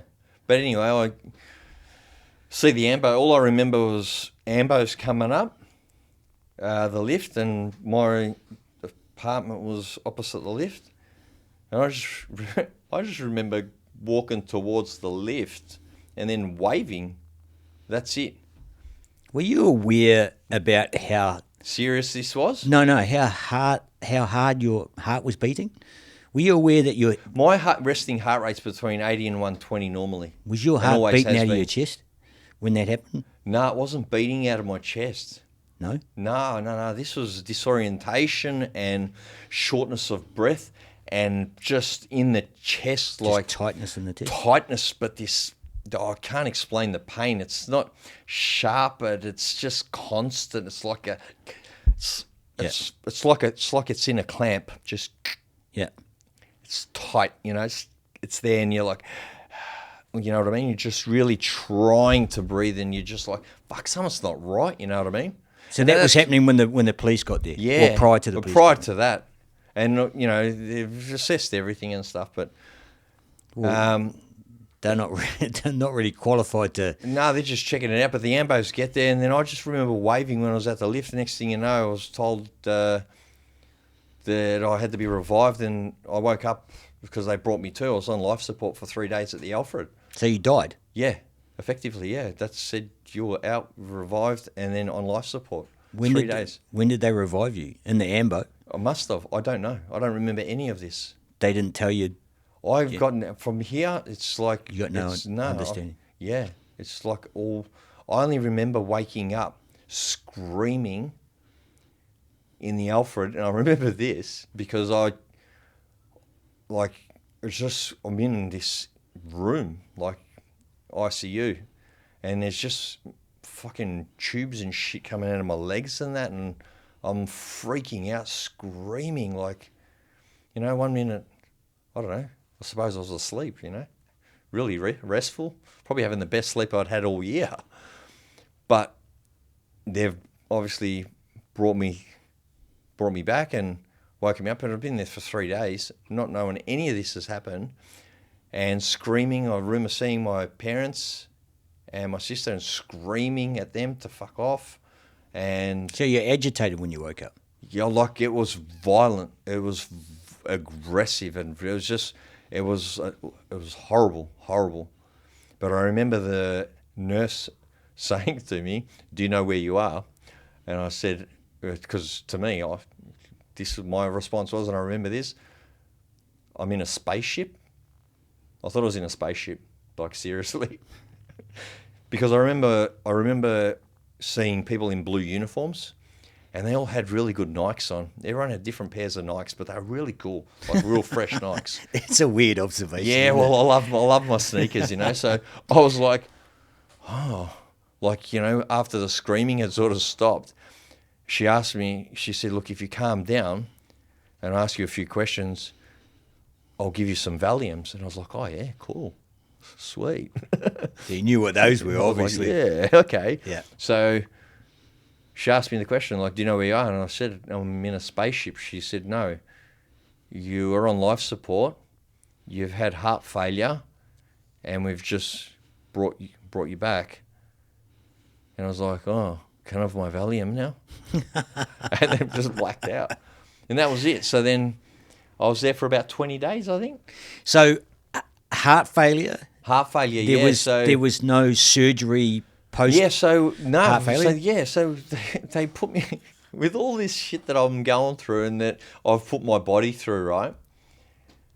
I was still training throughout it, So I was still going to the gym. I was still like prepping to go to comp again, like getting ready, like not in a good state, but I'm still pushing myself all over. Anyway, it's inconclusive. They do all these tests. They check my arteries, branches, and valves, and they're all clear. So first they said, we'll prep him for an operation to put a stent in. And then the surgeon's like, no, run another check. Something's not right, you know. So no stent. Then they're like, prep him for a pacemaker. And as I'm just getting starved here. I'm like, fuck, can I eat something? So because I'm also on a fluid restriction now. So you've got a 1.5 litres of fluid for 24 hours. So now as in currently? Nah, not now. No. I tested that theory when I got out of hospital to check what's going on. Like, what's 1.5? It was 36 degrees. I needed water. I'm like 1.5 litres. That includes like yogurts and things like. You can cheat it by having Isopol. But, you know, so many super dupers you can have till you get over them. Exactly. You know, so. But while I was in there, I was just learning like that. Like I didn't understand it. To be honest with you, they were great at what they did in keeping me here. They did have a scary... So heart, not letting you die, in other words. Yeah, so your heart, lung, and kidneys failed. And they've got... Sorry, your heart, lung... So when it shuts down, so what was happening was my left ventricle was enlarged and it wasn't pumping like it should be. Yep. So it's not pushing the fluids through. So effectively when I was drinking, I was drowning. Oh, really? Yeah. And then at that point in time, I'd obviously had a drink in the morning with the car. Yep. Get a drink in the afternoon. Oh, the water. The so water. That's the common denominator. Yeah, the latte. I'm flooding. Wow. I'm flooding. Fuck. And it's like when I hit the poles, it's like a pacemaker, boom, kicking me back in. Wow. Effectively. That's Fuck what it was me. like. Yeah. No, thanks. I'm all right. Insane. But yeah, that's what was happening. I'm just saying. I'm like, oh, so that's what's happening. So that's why they were thinking, let's put a pacemaker back in there. But then they checked me and they ran all these other tests. I had to lie down. They run dyes through you. They watch it and they. I'm like, I've already got medical trauma from my stomach in Thailand, and I'm like, fuck, man, what's going on now? Yeah. Like, how soon can I go? When can I eat? When can I get back to the gym? No, this is a life-changing episode, and there's different levels of like level 1, 2, 3, 4. You know what I mean? So my refraction's at 20. So let's say... Okay, well, hold on a sec. Let's explain refraction to people that don't know about it. Okay, so your refraction, it's not a percentage, but let's call it a percentage to make it easier. So let's say your heart has 85%. It operates at 85%, right? Of its capabilities? No one's operates at 100% all the time, right? So let's say you've got 85% of your heart's performing. Is it healthy? It's healthy, yeah. It's a healthy heart. It's going... Yep. But it's only really using 65% of its need all the time. Yep. But you get a cold, COVID, all these other viruses that are around there, or you just get sick, right? Just a common cold. So your body kicks into that extra 20% in reserve. So you're operating at 65, and then it goes, oh shit, something's wrong. I've got an infection. So the body starts fighting off infection by using its reserves in its heart. Yep. So this is how it was explained to me in 2022 by a new heart surgeon. So I've come out of 2019 vaguely understanding, gone to heart rehab, not really understanding what they're teaching me, and going, all right, so I'm fucked. Can't work. Can't do anything. What does heart rehab entail? Oh, so you go there and you sit there and you listen to someone teach you about the heart and how to lift things properly. And 2 on, 2 off, 2 on, 2 off. What's 2 on, 2 off? 2 hours productivity or doing things and 2 hours rest. I was like, fuck, man, I didn't understand all of this. That ain't going to work for me. Well, you didn't understand it because you didn't feel like you needed it because you felt healthy and normal. Once I got out of hospital, I was like, okay, when can I? They were like, you can't push heavy weights. You can do light weights, but you can't do this. You can't do, like, there's a whole list of no's. Okay, so let's back it up. What was the prognosis going forward after your heart attack? Not heart attack, heart failure. Heart failure, Cardiac, sorry. it's a big difference. Yep. Heart attack's a different thing. Haven't experienced that. It sounds painful. This is just like heart failure, cardiomyopathy. Your heart stops. Yep. Because it's not pumping. It's not sending the blood and all that. It's not pumping properly. So you'll have. So what causes it to stop? It's not pumping the fluids, so it's not pumping fluids through, so it just stops. Just gets to a point and just stops. Yeah. So I'm like, okay. So what's the prognosis going forward? So when I came out, they said, okay, this is what you've got. You're going to be really tired. You've got to adjust, and you've got to take medication every day, like a handful of tablets. And the adjustment on the medication was the hardest thing. Plus, I had all the other things going on in my life still anyway. So I've still got this happening.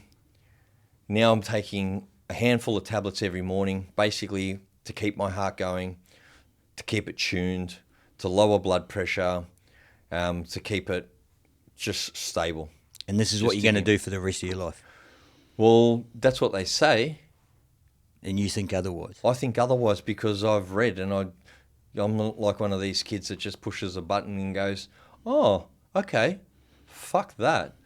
I went from the Alfred, and then they let you out to the world again, and you go and do the rehab course, and yep, you're good to go. You're on your own. These are the support networks, which are all bullshit. Why do you say that? Because the support networks didn't give me any support at all. Like, we can get you all of these things. These are we get support services to help you because my refraction was at 20, which means we talked about 85%. You're operating at 65 and you got 20% in reserve. Yeah. Mine's just at 20. It's fucking low.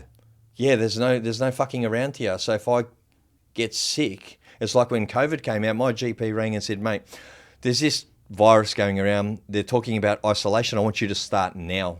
It's a cardiovascular disease. Like, I don't want you getting it. Just lock up. That's where it was at for me. Did that fucking put the fear of God in you? Not really. No? No.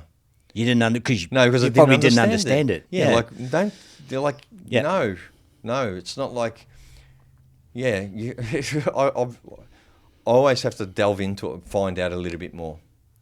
I need to know more. Like, if I don't understand something and I'm not getting the information that I need from this person, okay, fine, thank you for your time, but I'm just going to double check a few things over here and find someone else. So I ended up going from the Alfred to a specialist, won't name names, at the Peninsula Private, and we were there for a while. But during that period, I started looking at alternatives because I'm taking all these tablets. I'm disorientated. As soon as I take my tablets, no one's explained to me that I can be empowered to make the choice on when I take those tablets that are going to bomb me out. So I have the tablets, and then bomb you out. You mean like drop my blood pressure so low that I'm just too tired. So you just can't do anything. So one just drops your blood pressure low. The other one actually can make you disorientated, and you're not you're forgetful and things like that. These are just side effects. And I'm like, what? Because I feel shit every time I take tablets. But in the hospital, I'm taking them, getting up they're waking me up, giving me my meds at 5:30 in the morning, and then it's bedtime. Then I have breakfast at 7. Yeah. So I'm bombed out anyway. You know what I mean? And I'm stuck to a bed. I'm doing I'm not allowed off that floor, the heart floor. Anyway, I start looking into this, and I'm like, no, this isn't good. So I go to a specialist, sports specialist. And I start looking at alternatives. And at that time, I get told by the specialist, why don't you look at hormone, HRT and TRT, hormone and testosterone replacement therapy? And I'm like, oh, yeah. How's that going to impact the... Yeah, well... Because technically your heart's failing to do its job. Is that correct? Yeah. How is TRT or hormone replacement going to change that? Well, this is interesting. It's like a repair agent for your body, especially when you're over 40. Well, I understand how TRT works, and for our listeners, it's... test replacement therapy because your test levels... Yeah, and I'd already been doing some cycles under prescription anyway during my training. Well, hold on a tick. Let's stop there. Oh, I didn't... Yeah, No. I just want to question you about it. Yeah. Did you have low testosterone? Fuck yeah. My test levels were non-existent. My cortisol levels were through the roof. My adrenal level was just nothing. I was just operating on an oily rag, just So barely existing. You got prescription TRT, And testosterone it replacement. worked. Of course, It worked. it's brilliant. Unbelievable. Pep in the step, back to normal. Yep. No need Lead in for the pencil. Yeah, unbelievable. Great. And guys, there are places where you can go. Like if you're feeling depressed and down, like there are specialists. Go and speak to your doctor about it. But don't just speak to a GP, because they check your levels to the national standard. the national standard or whatever the standard is. But go to a sports scientist and check it, because they don't have parameters. They say, tell us what they are. Whereas if you're within a range, they say, oh, you're within this range. Yeah. No, you want to know the number. And if it's 0, like, fuck, you got a problem. You want to be operating up there, like, at 100. Yeah. I want it at 100 all the time. I love it. Are you still on it now, or is it? Yes, I'm on low dose at the moment. Yep. So at the moment it's like 1 mil twice a week, or half a mil twice a week Yep. of testosterone. Twice a and week? Is that patch or injection? Injection. Yep. So You're that's getting 2 enjoyable. jabs a week. Yeah. So you do that and feeling great. Yep. Feeling good. Not on the growth at the moment. Just waiting to get my weight levels, because my weight fluctuates. You're talking about growth hormone. Yeah. Why would you want to go on Because that's a growth hormone? cardiovascular repair. That's what got me from 20, a refraction of 20. And this is the thing. Well, fuck, we're going. Yeah, mate, We're like, delving I'm like- deep into this, because yeah, we're yeah. not talking about just maintaining your blood pressure. And No, your we're heart healing. function. We're trying to repair. I You're don't being believe. proactive about. Yeah, because you can actually. I've read stories about people changing their diets, backing off on medications, using TRT, HRT, like using alternative treatments. Float tanks, meditation, heaps of things. But the diet's the biggest one. Diet and exercise. Well, that's the combination key. for perfect heart health, Yeah, isn't it? that's right. That's 101. That's right. That's, And the alcohol is poison. Yep. During COVID, I took up smoking because I was that bored. So I was like, what can I do? All right, stop there. I've got to piss. This podcast is brought to you by Holy Shirt Australia. Holy Shirt Australia are 100% online. They're Australia's largest no minimum custom print and embroidery company. All their services are completed in-house, and they can deliver all orders promptly and professionally. They like to keep it simple and straightforward, so they offer cool stuff that can be custom printed or embroidered to your liking. They have an easy-to-use online designer to build your custom apparel from the comfort of your home or office. They offer pricing that reflects your individual order, and remember, they are no minimum on all their products. They deliver what the customer expects when they expect it. They've got over 1,500 products ready for you to custom print or embroider today, right now. So head to holyshirt.com.au for all your custom clothing requirements. So you were talking about TRT replacement, which is testosterone replacement. Yeah, because your levels they deplete. As you get older, As you get older, it yeah, affects from about, especially after, like when you're 40, but they start to deplete at mid-20s. For you personally, was it anything to do with your heart and your heart condition? Or No, your I heart failure? suppose like just going at the pace that I go.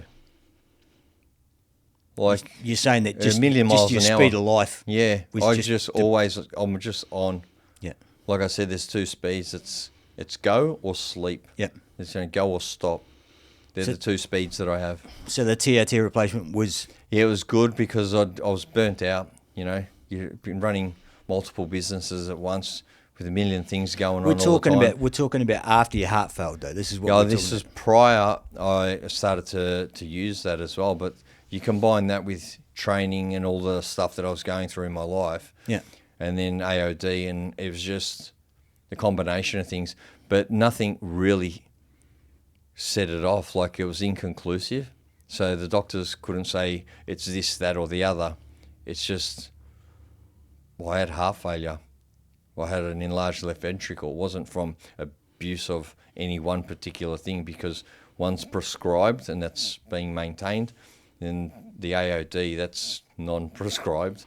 Yeah. I was prescribing it to myself, so. So, But it was just the combination of that, broken heart, stress, yeah. and everything Well, that's going why on. they call it broken heart. Yeah, Isn't it? and it's such a thing. Like, Oh, exactly. yeah, So your heart's broken. yeah. So, Is it going to get better? Yeah, well, it did. So we're going to the Peninsula Private, and we're seeing the special heart specialist there. They're highly recommended. And I have to do a 6-monthly stress test so I can maintain my license, because now you're a danger on the roads. You can have heart failure at any time. Oh, true. So Well, you've already proven that. Yeah, twice. well, that's it. Yeah, so Vic Roads are notified straight away, and you get a letter. You can't drive. And you do the stress test. And I've done the test, and then they give me the portable ECG, so I'm strapped up for 24 hours. Yeah. And That's after the test. You're yeah, talking about? after the test, you go home, you're still wearing a little ECG. It's a little pocket thing, and you put it in. And yeah, you send it back in the mail, and then you go back in for the checkup, and they're like, what have you been doing? I'm like, I don't know. Like, nothing. Just, have you been drinking? See, they didn't tell me how bad drinking was at the level that because I was still drinking 2 bottles of tequila a day. What the fuck? What, yeah, after after your I got heart out, felt? yeah. After I got out, I was like not doing anything at all. I was just like living, you know, existing. Yeah. And then had a like something triggered a relapse, so then I was back on. So I was back into everything. After your heart felt. Yeah, after the heart failure. Did It didn't even. there was nothing in your head that says, what the No, fuck? I had a little dabble, and then I was like, "No, I'm fine. Keep going." What the fuck? What Yeah, sort of- like because I didn't understand the extent of it. It wasn't explained to me. The severity of it, like 20. They didn't say you've got a refraction of 20. But hold on to what I don't. They didn't explain to me in terms that I understood. Your heart fucking stopped. Yeah, You fucking died. yeah. Did I that not didn't- No, resonate? it didn't register. It didn't register. It registered for a short period of time, and I'm at a different level, and I'm like, wow, like that's happened. That's unbelievable. And then I get triggered, and I'm back on again. And Back at on the that time- gear. Back on the gear. You're talking Yeah, about, everything. Back on the. But then I go and see the specialist at the sports clinic. His name's Robin, and he's like, "Nah, mate, this is bullshit. You've got to stop that, and you're going to do this, and we're going to repair it." So we start to do this treatment with HRT and TRT, real low doses, and we're monitoring it, and we do it for 6 months, and we've gone back to do this test, this stress test, and I'm with my new partner at the time, and luckily Vanessa did come into my life at that time, because she was really strict on, have you had your tablets? Because when I didn't have them, because I was like, fuck these tablets, I'm sick of taking a handful of tablets every day. I'd be sitting there and I'd drop a glass. Like I'd go to pick it up and it'd slip out, and I'd do it 3 times. And From not taking your tablet. yeah. So first What I'm was causing that? What causes that? disorientation, because you can't. It says on the box, "Do not stop immediately." So I have to test everything, because this is the type of person I am. Yeah. No, I'm going to test this. We'll see how long I can go. So I'd not take them for a week, and the disorientation, tripping over myself, dropping, like it's apparent.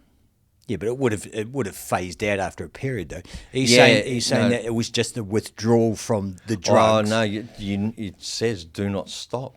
There's certain Yeah, but ones. that's what I'm saying. So you stop Stop the drugs. stop taking them. Yeah, and you get the disorientation because you stopped. Yep. And And then but when you after a take period 'em- after a period of time, that would have stopped. You would have weaned out of that, wouldn't you? I don't know. You don't know. We didn't take that chance. Vanessa would realise, and she'd be like, "Have you had your meds?" And she'd be pushing them out and making sure I had them. So, Okay, so where are you now? yeah. So now again, I take my medication regularly. So you're still But- on that handful of meds, is that correct? Yeah, but they've been reduced, and we increased the Nebulet, which is the blood pressure, and that's Zonxu. So we checked that, because you're meant to increase that consistently over time. Yeah. And I was like, so we haven't had to. We did, but it was just knocking me out. So this is with the new heart specialist that I went to, because we found, like, Dr. Moy is like unbelievable. Well, it's not even a doctor. He's Professor Moy, so he's really good. He's at the Melbourne Heart Clinic, and he's been fantastic because he was able to actually break it down for me in terminology that I understood. He said, like, even when I went to the other specialist, I won't say his name, but I just didn't gel with him, and he was just like, I know I'm a surgeon, I do this and that, like, but he was amazed that I was at 20 when I went in there, and I'd taken up cigarette smoking at that time through COVID. So because of COVID, I still was able to travel for medical. Had you smoked prior to that? Nah. You took up smoking in COVID? Yeah. Fuck. Yeah, like I was bored. Like I'd smoke a joint, like, you know. Do you still smoke? Oh, no, not cigarettes, no. I've reduced that down to vapes, but I was smoking a packet a day. Fuck. From nothing to a packet a day. Like you're going from like doing nothing. And you've got a no bad drugs, heart. alcohol, no cigarettes, to doing all of this in a short window.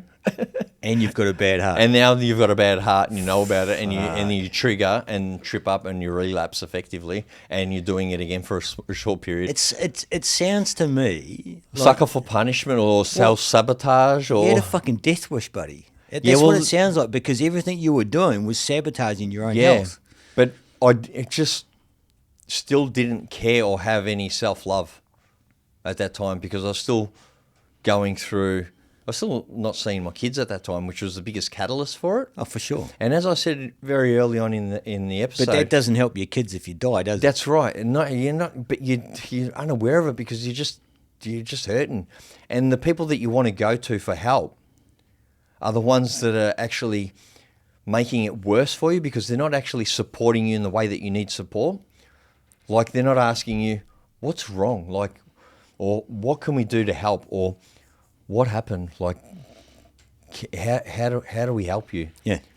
And that was the first thing that sort of, during COVID, so I started dating Vanessa, and all of a sudden COVID kicks in, and now I've got this new person in my life that I'm dating and now living with.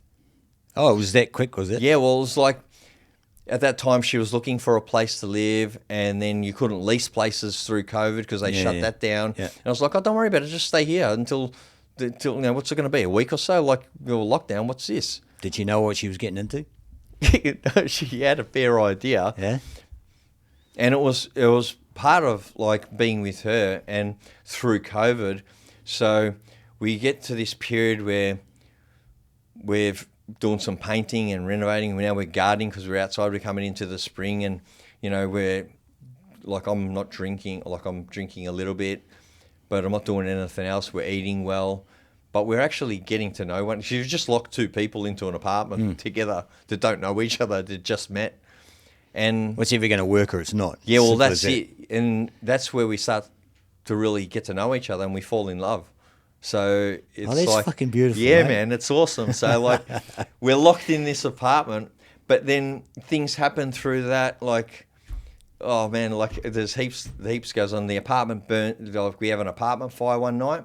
In your apartment? Yeah, like I raced down to the shops to get some stuff, and sorry, I'm getting with my hands again, but I go down to the shops. The apartment burns. She's in there. I've got to jump up on the back terrace on the second story, pull her out. Like the story goes on, man. Like, it's Jesus at Christ. least 10 episodes and 10 series for Netflix or Stan. Oh, right. So this Or podcast Amazon. is only just the start of it. This is just the catalyst. I was going to say, we've done 2 hours and Yeah, 2 we hours can and keep 20 going. minutes. We haven't even scratched it yet. But look, my heart went from 20 to a refraction of 47, so it improved.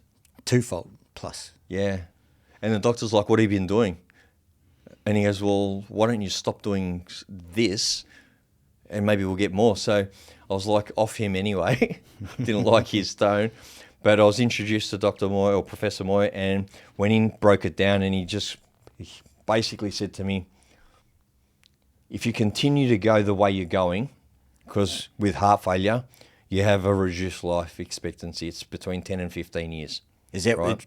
So that's what you're thinking? You're thinking Well, I wasn't aware that... 50, 55, Yeah, 60? so but I wasn't even thinking that because it wasn't explained to me in layman's terms. He basically said, heart failure, and at your level, 10 years. Max. Yeah. He said, keep going the way you're going, mate. 2 years tops, okay? Well, of course, if you're going to drink and smoke and Yeah, fucking but he said it like that, 2 years tops.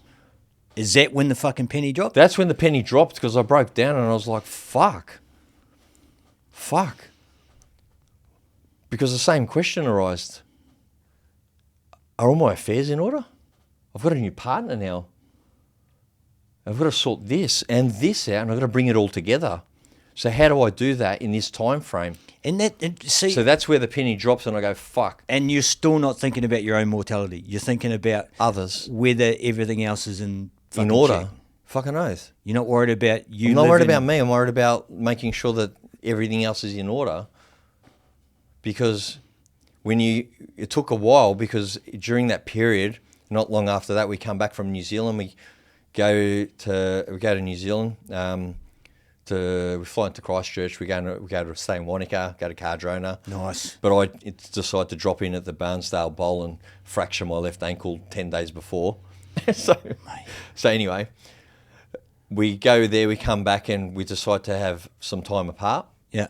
And I end up going to move back with my parents, and because we've got a burnt out apartment, offices all flooded, and that we take possession, renovate downstairs, move back in there effectively for a while. But I'm like, this isn't working. I've got to deal with all this shit. I've got to get this shit under wraps, and then come back to this. This is after you were told you might only have 2 years. Yeah. So you're fucking putting everything in order. You're putting your I've got to get it in order. So we take some time apart, and then I'm back at home with mum and dad, and I'm like, fuck, I'm not coping here. I can't do this. Anyway, I find a place which is close to the kids, take that tenancy, move in, and that's where I said the 4th of November is where I sit with myself, and I ring Ryan, who I mentioned earlier, who I've worked with before through some mental health stuff, and he said, you've got to sit with yourself. And when I rang him, I said, mate, how do we bottle this and sell it? Because when I sat with myself in that period of time, I wasn't going outside.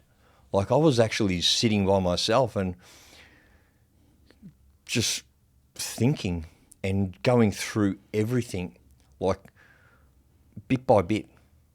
And then things would come up from childhood, and then I'd go, fuck, that led to this and then that. And then all of a sudden, things just start coming together again. Almost like Limitless, one of my favourite movies. I start going, fuck, this is what I've got to do. So start bringing it all together and start working on the process on how I'm going to do that. I was saying to you in the break that we just had, is a lot of people who haven't had trauma or haven't had certain things happen in their life, they don't have to sit and reflect. Now, I've always said that... Or sometimes the people, they have had it, but they're unaware of it. Well, they've never had to put it into context. Yes. I've understood everything that's happened in my life to lead me to any point. Yeah. So I can now look back and have that clarity, perception, clarity about that happened because that I did that and this did that, and then everything led to that point. And for me, as a human, as a man, as a person, that reflection and understanding how that happened is gold. It's a life essence, because going forward in my life, I can put everything that I've learnt into play going forward. It's not about not making mistakes like I did in the past. It's about understanding how I use cause and effect. Yeah. For every action, there's a reaction. 100%. So going forward in my life, I have more so than I've ever had a clear path. Now, I know that clear path doesn't go straight, it doesn't go to the left, and it doesn't always go to the right. But you do have to take the step and go through that door and then follow that journey to a point where you either have the realisation that, hey, I've made a mistake there, but at that point in time now, I've just cut you off, but no.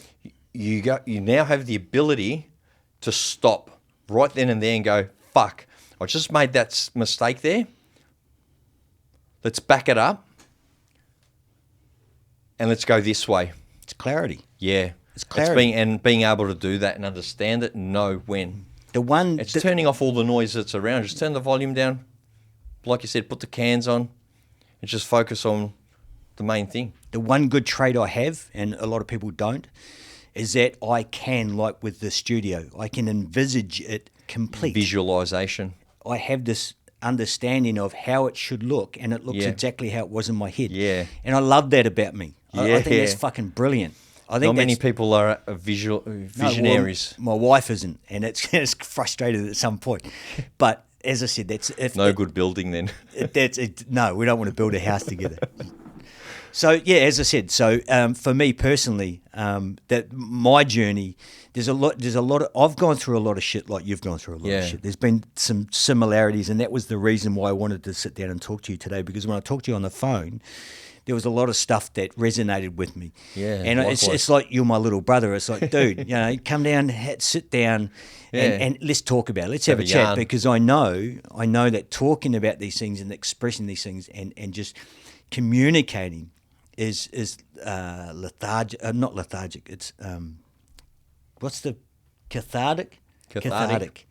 It's Yeah. cathartic, and it's healing, and it's creating a knowledge wealth and the generosity of wisdom and shared wisdom is. Well, that's it. Like you said, the shit that's out there these days, like, there's so much bullshit out there, and people get sucked into it.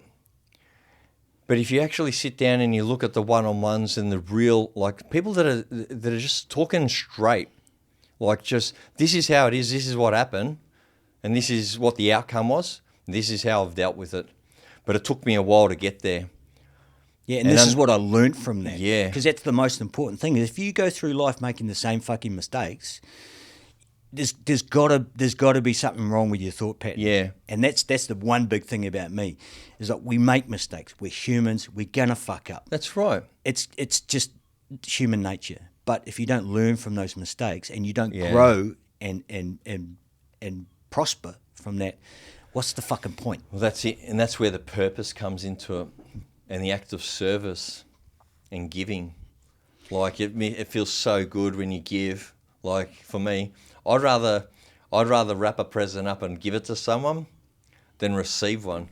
Like, when you're giving it to someone and they unwrap it and they're like, oh, wow. You get more enjoyment than Oh, they fuck do. yeah, man. Exactly. I love it. It feels good. Exactly. But, like, one of the biggest things for me was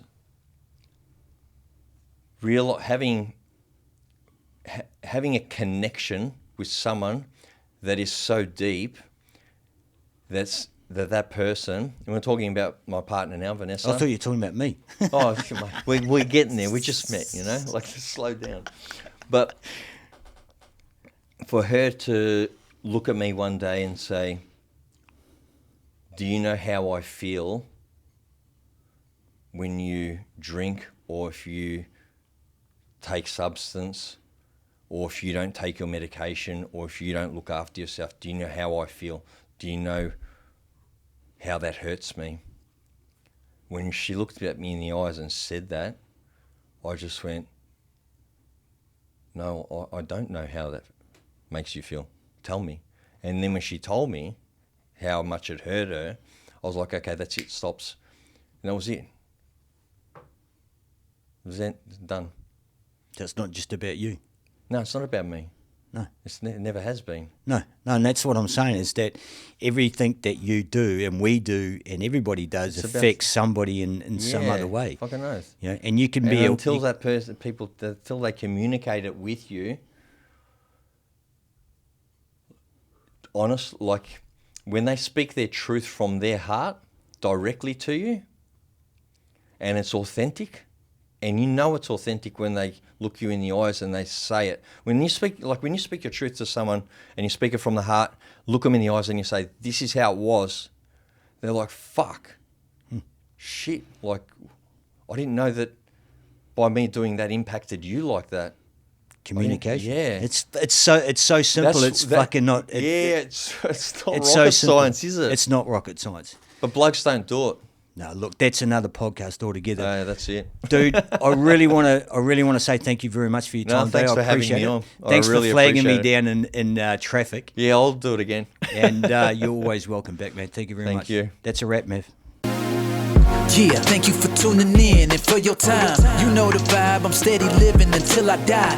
It's a lewd state of mind, and we showed you that. Keep it authentic and real, I hope you coming back. Hey, make sure that you subscribe, cause we got it popping all the time, and it's going down. If you wanna elevate, wanna live a better life, keep it locked here. You know it's a lewd state of mind, let's go.